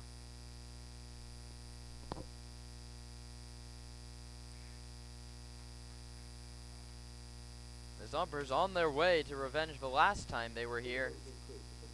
CCL North title game. That was July 31st of last season. 5-2. The Crawdads took that one. They would go on to be swept by the Conejo Oaks in the CCL Championship Series. That one's lined foul back to the screen, and that was ended a little North winning streak. The Prune Packers won it for the North 2 years ago. Conejo won it for the South last year. The Stompers and the Crawdads, two of the top teams in the North yet again. Edelman's 0-1. Esquivel swings and fouls it back. He's behind, 0-2. A day to forget for Chris. He's 0 for 3 with 3 strikeouts.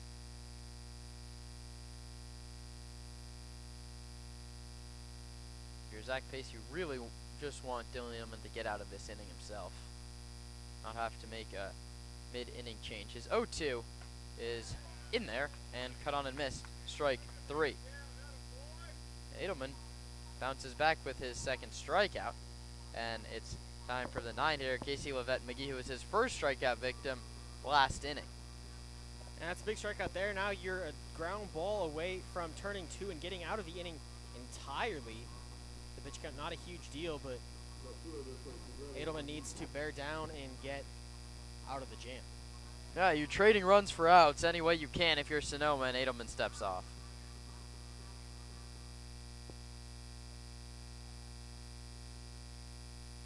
The music played much too long for Dylan Edelman's liking.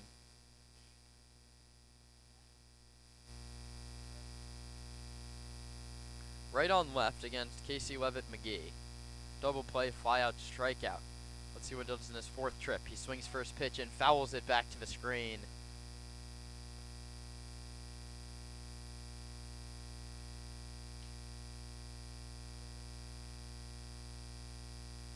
Bases loaded. 1 out. Bottom of inning number 8. Sonoma holds a commanding 7-run lead. Edelman sets at the belt and delivers just below the knees. The count's 1-1. Nice pitch.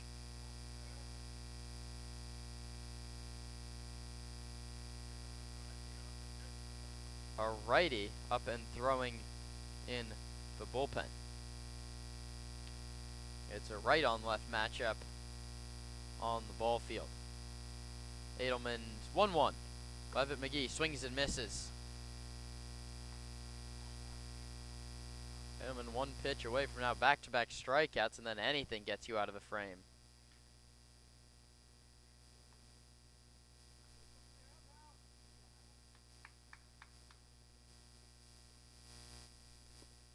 One ball, 2 strikes, 1 out, bases loaded. The righty Edelman pitches, and Levitt McGee, check swing, no he did not. That's the 2nd time that Ian Tews has instinctually said no swing. So we'll have to do it from 2-2.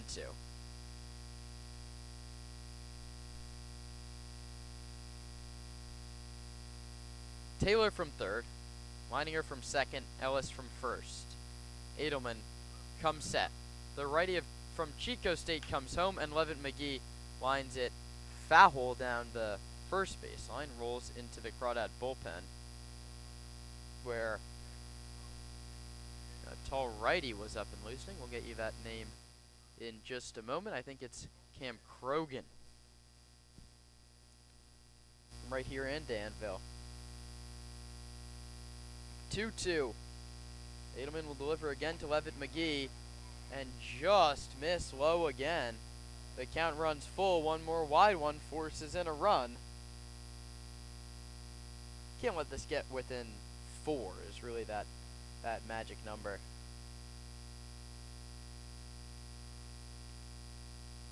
Edelman set to deliver a payoff to Casey Levitt McGee. Sets above the belt and fires home. That one's popped up. Foul out of play. A good battle brewing between Levitt McGee and Edelman.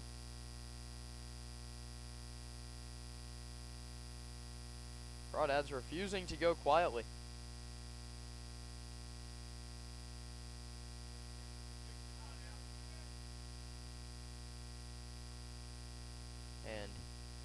Casey Levitt McGee steps out of the box. He had 326 last season for Alameda. Followed his head coach Dustin Cheney here to Walnut Creek. 3-2. Struck him out swinging.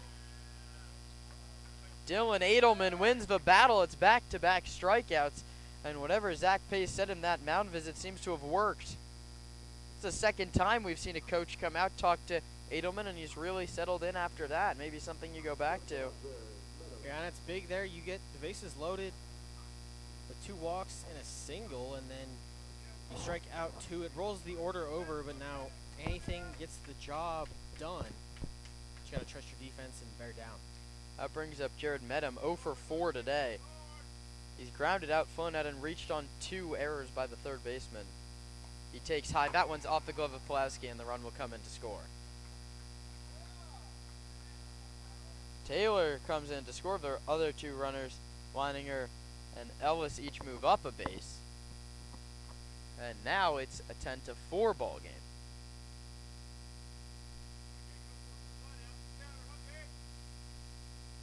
Now you have to go to first base to get an out.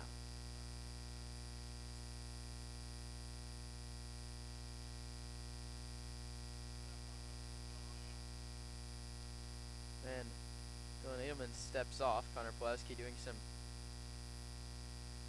grounds work down at the plate. Alex Dickerson is now back behind the catcher. It's 1-0 after the pitch. Bad kicks to the screen, probably will the pass ball. Edelman looking to just hold this at a 10-4 ball game.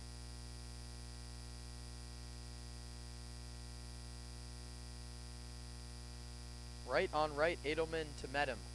Low again, and the count's 2-0. And this has to be the last hitter before you go to Chris Albee, ready and waiting down in the bullpen. And you'd love to save Albee just for the 9th, but if Edelman can't get Medham, you might not have a choice. And things really get close. You have your closer Braden Gens available to throw today. 2-0. In there, 2-1, but that's a emergency situation. It's 10-4 with 2 outs in the 8th. You no thoughts of your closer just yet. Edelman looking to end what's been a laborious 8th inning. 2-1. Low. Outside 3-2. First base open. A walk would load him up again.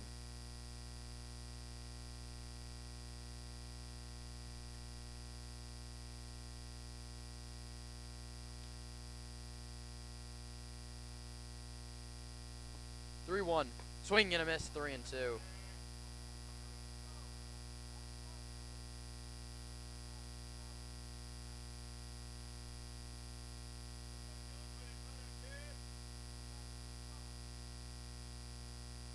Stomper dugout wooing Dylan Edelman on with 2 outs, 2 on. The payoff is low, ball 4. So Medham heads to first base, and Zach Pace heads to the mound, and that means it's time for a change. We'll tell you all about the new pitcher on the other side of the break. You're listening to the Sonoma Stompers Radio Network.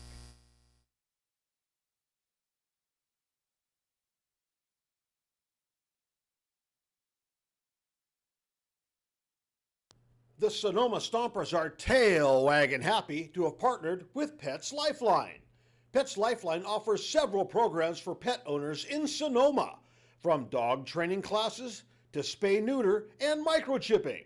Pets Lifeline also has a trap, neuter, and return feral cat program, as well as resources to help with rehoming a pet. Pets Lifeline is here to support pet owners in keeping their pets healthy and happy. Pets Lifeline is also hosting Bark in the Park on July 28th, so you can bring your pet to a Stompers game. Pets Lifeline and the Sonoma Stompers, proud partners. The Sonoma Stompers are proud to have teamed up with Park Point Health Clubs this season. Let Park Point's innovative fitness and lifestyle programs improve your quality of life through our Focus 3030 nutrition and training program. Or take Pilates classes, learn kickboxing, get back on the bench with our weight training program. We have personal trainers and, check this out, we even have childcare to help you create the time to become the best you can be. Park Point Health Clubs are located in Santa Rosa, Healdsburg, and right here in Sonoma. Park Point Health Clubs and the Sonoma Stompers, proud partners.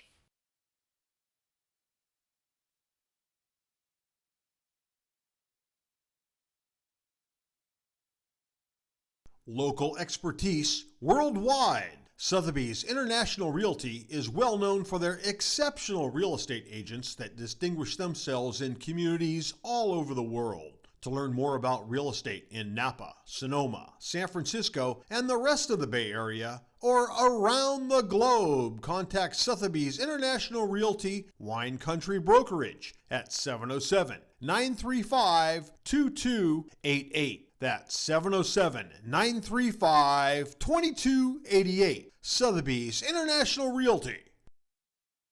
The Sonoma Stompers are excited to have Jacob's Restaurant providing all of our concessions this season. At the ballpark, you'll find gyros, Chicago dogs, pizza, and salads. But in their restaurant, you'll find an outstanding menu featuring the best Mediterranean-style offerings in town. Seafood linguine, chicken piccata, ravioli, risotto, pizza, and so much more. Don't forget to try their desserts. Jacob's Restaurant is located on 1266 Broadway, right next to Traintown. Jacob's Restaurant and the Sonoma Stompers, proud partners.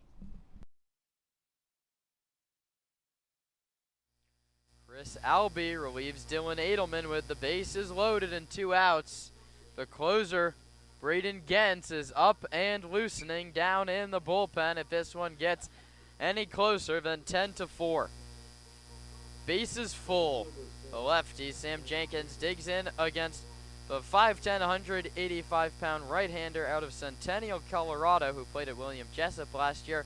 It's the second-year Stomper Chris Albee in for his 5th game. He has 6 innings pitched and just 1 earned run.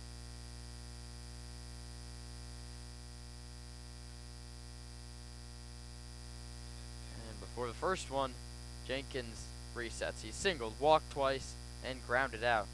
He's stolen a base and scored 2 runs. 1 in already this inning. The bases are still loaded. Albee delivers. That's grounded to second, right at McCann Libby. He goes a short way, and Chris Albee does the job on just 1 pitch. How do you like that? A 4-6 force out. Walnut Creek leaves him loaded, and it's just 2 earned runs on the line of Dylan Edelman over 1.2 innings. We move to the 9th. Sonoma 10, Walnut Creek 4. You're listening to Stompers Baseball on the Sonoma Stompers Radio Network.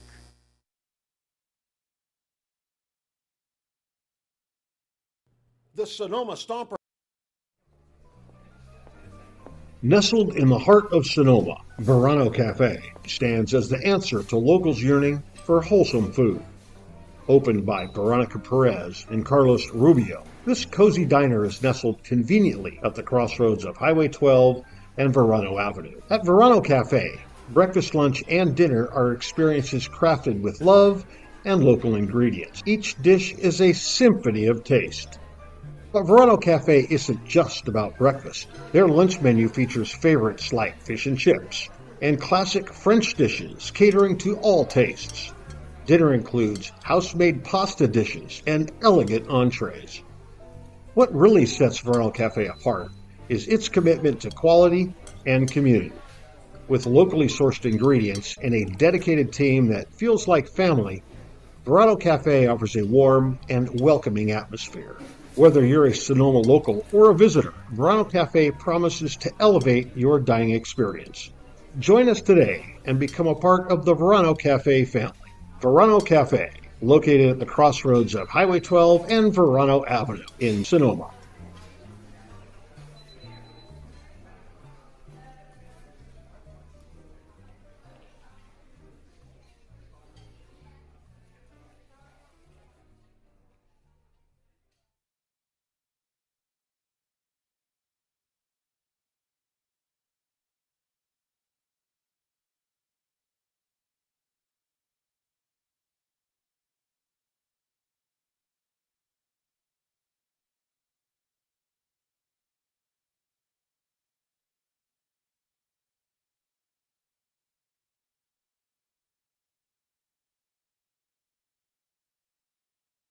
Friedman's Home Improvement. When something breaks at your house, head on over to Friedman's Home Improvement. Remember, if we don't have it, you don't need it. Colton Boardman and the rest of the top of the Stompers order will go to work against Cam Krogan. He's from right here in Danville, played at Pepperdine University. In 6 CCL games, he's gone 7.1 innings. He's given up just 1 earned run. He also has a save. This could be the closer despite it being a 6-run advantage.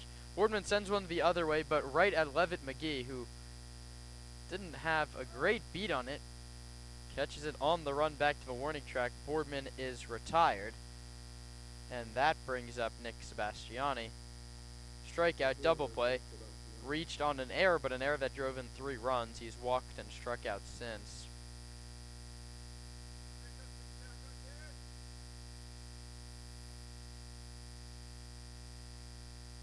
The pitch. Outside. Horn if it counts 1-0.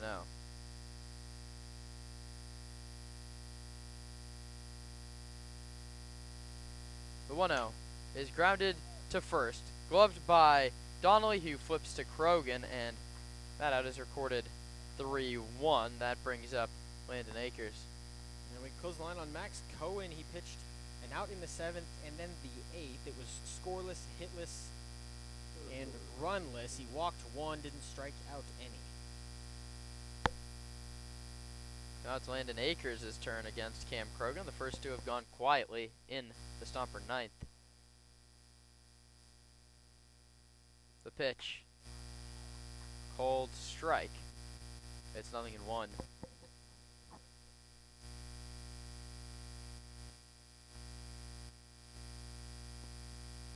Krogan slide step delivers outside and high, 1-1.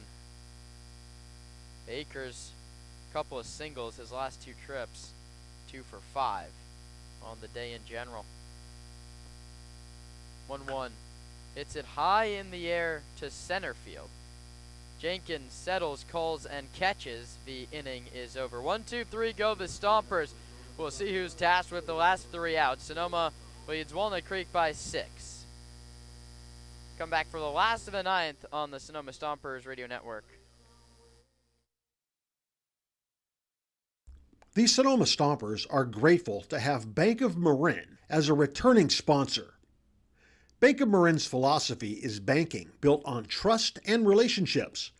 Bank of Marin's creative and customized solutions safely and confidently support your growth and success now and into the future. Whether you're a sole proprietor forging ahead with your first company or the CEO of a well-established corporation, Bank of Marin's local bankers will work side by side with you to help you reach your financial goals. Bank of Marin, the official financial institution of the Sonoma Stompers.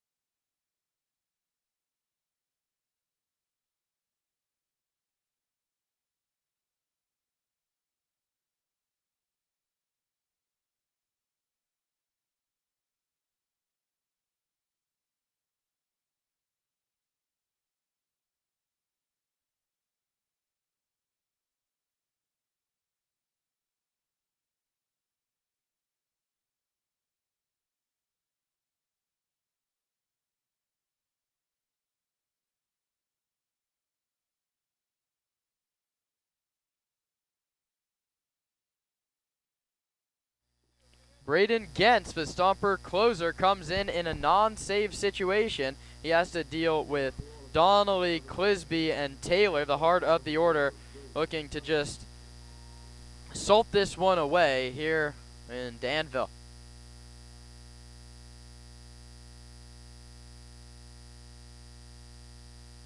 Gens, the Pepperdine righty, skips it in there, way past Pulaski to the screen. 6'4", 215 stands Braden Gens. He got the save in a 3-2 victory over San Luis Obispo. That was on Wednesday. He gave up just one hit that inning, struck out 2. He struggled in his start, 4 earned over 2 innings as a starter, but out of a bullpen 3.2, just 1 hit innings. That was all the way back on June 6th. He delivers and it's fouled back to the screen again, 1-1.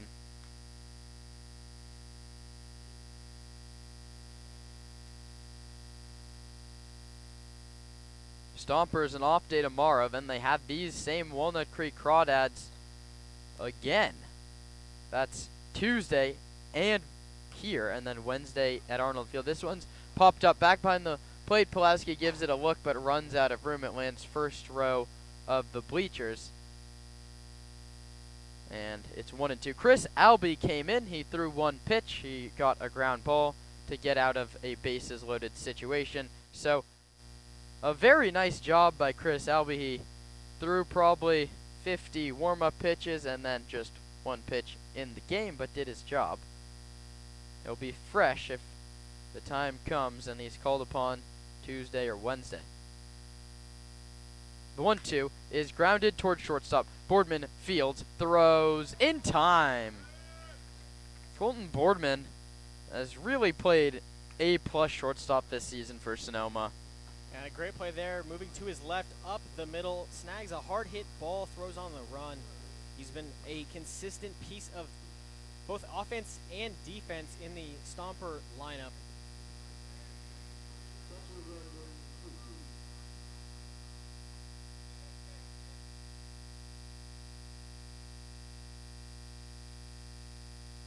Swing and a miss. Braden Clisby comes up empty. New Mexico State kid. Can't find the barrel there. He's singled, doubled, and bounced out twice. Gens delivers low.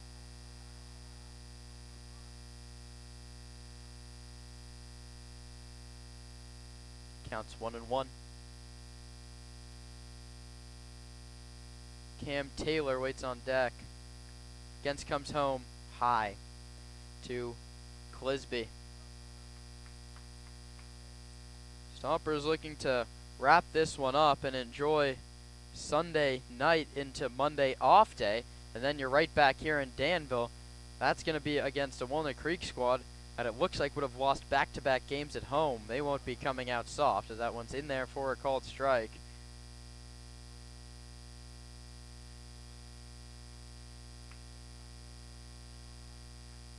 Two balls, 2 strikes, 1 out, 9th inning.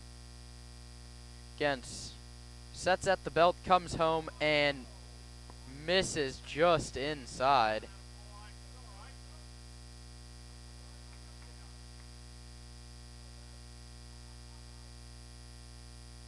Pulaski sets up away. The pitch is popped up.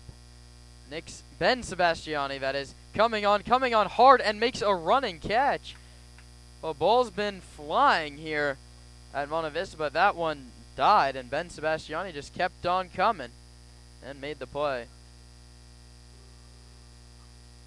And Cam Taylor represents the last shot for Walnut Creek.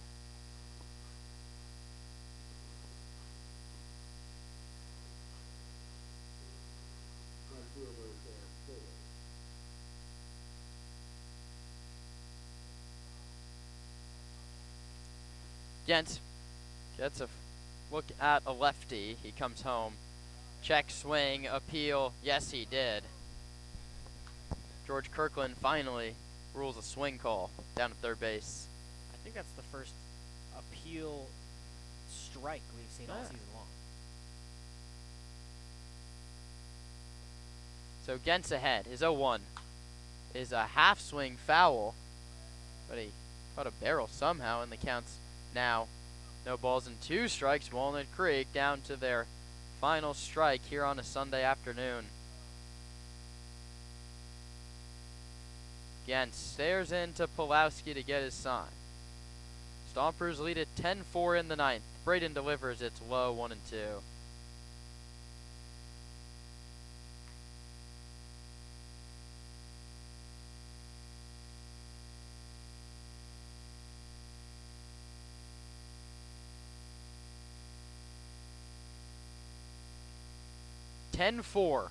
Sonoma.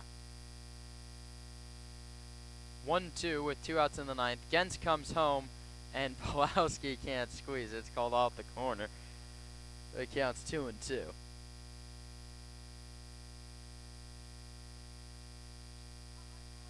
Could be packing up the bus if Connor Pulowski squeezes that one. Yeah, on the outside corner, you'd love to have that one, but ultimately, just one more pitch that Gens has to throw. Sonoma offense exploded for 9 in the middle innings. They've coasted to a 10-4 lead into the ninth, and that'll be the final. Stumps win. Sonoma 10, Walnut Creek 4. It's the Stompers that take the first of 9 meetings between the two clubs. No better way to start the season series. Haroon Pelja the winner, Ryan Delaney the loser. 10, 5, and 5 beats 4, 6, and 2. And Roman, this was the offensive explosion we've been waiting for. They couldn't do it against a lot of other teams, but they get the pride of the North and they wake up. Yeah, and it was an offensive explosion, not in the way you'd usually expect. Just 5 hits. They left 11 on base. They committed 5 errors, but they had 16 free passes via the walk or the hit by pitch. That's Zach Pace, Sonoma Stomper baseball. If I've ever seen it, a good team performance. They put together quality at-bat after quality at-bat in the middle innings. They did a great job coming into Walnut Creek, getting game 1 of the series. It was chippy, it was competitive, even a bit inappropriate at times with an ejection and just some unnecessary verbiage between both teams, but a big win, a good one to end the week. Stompers get it done. They finish the week 4-2. Zach Pace big on winning the week, and that's exactly what they do. This week, they split against Slow. They beat Philippines Baseball Group. They lose to Arroyo Seco and round out the week with 2 nice CCL North victories. Sonoma improves to 11-7. Walnut Creek drops to 8-5. They've lost back-to-back games here at home. Sonoma, as I've mentioned, start the season series off right with a victory here at Monte Vista. Pelja beats Delaney. 10 runs, 5 hits, 5 errors for the winning Stomps. 4 runs, 6 hits, and 2 miscues for the Crawdads in defeat. For everyone that helps make this broadcast run and my broadcast partner, Roman Raffelli, I'm saying so long from Monte Vista. The Stompers get the win. We're off the air tomorrow, and we'll see you Tuesday right back here at 3:50. But for now, I'm Kieran Costa saying good night.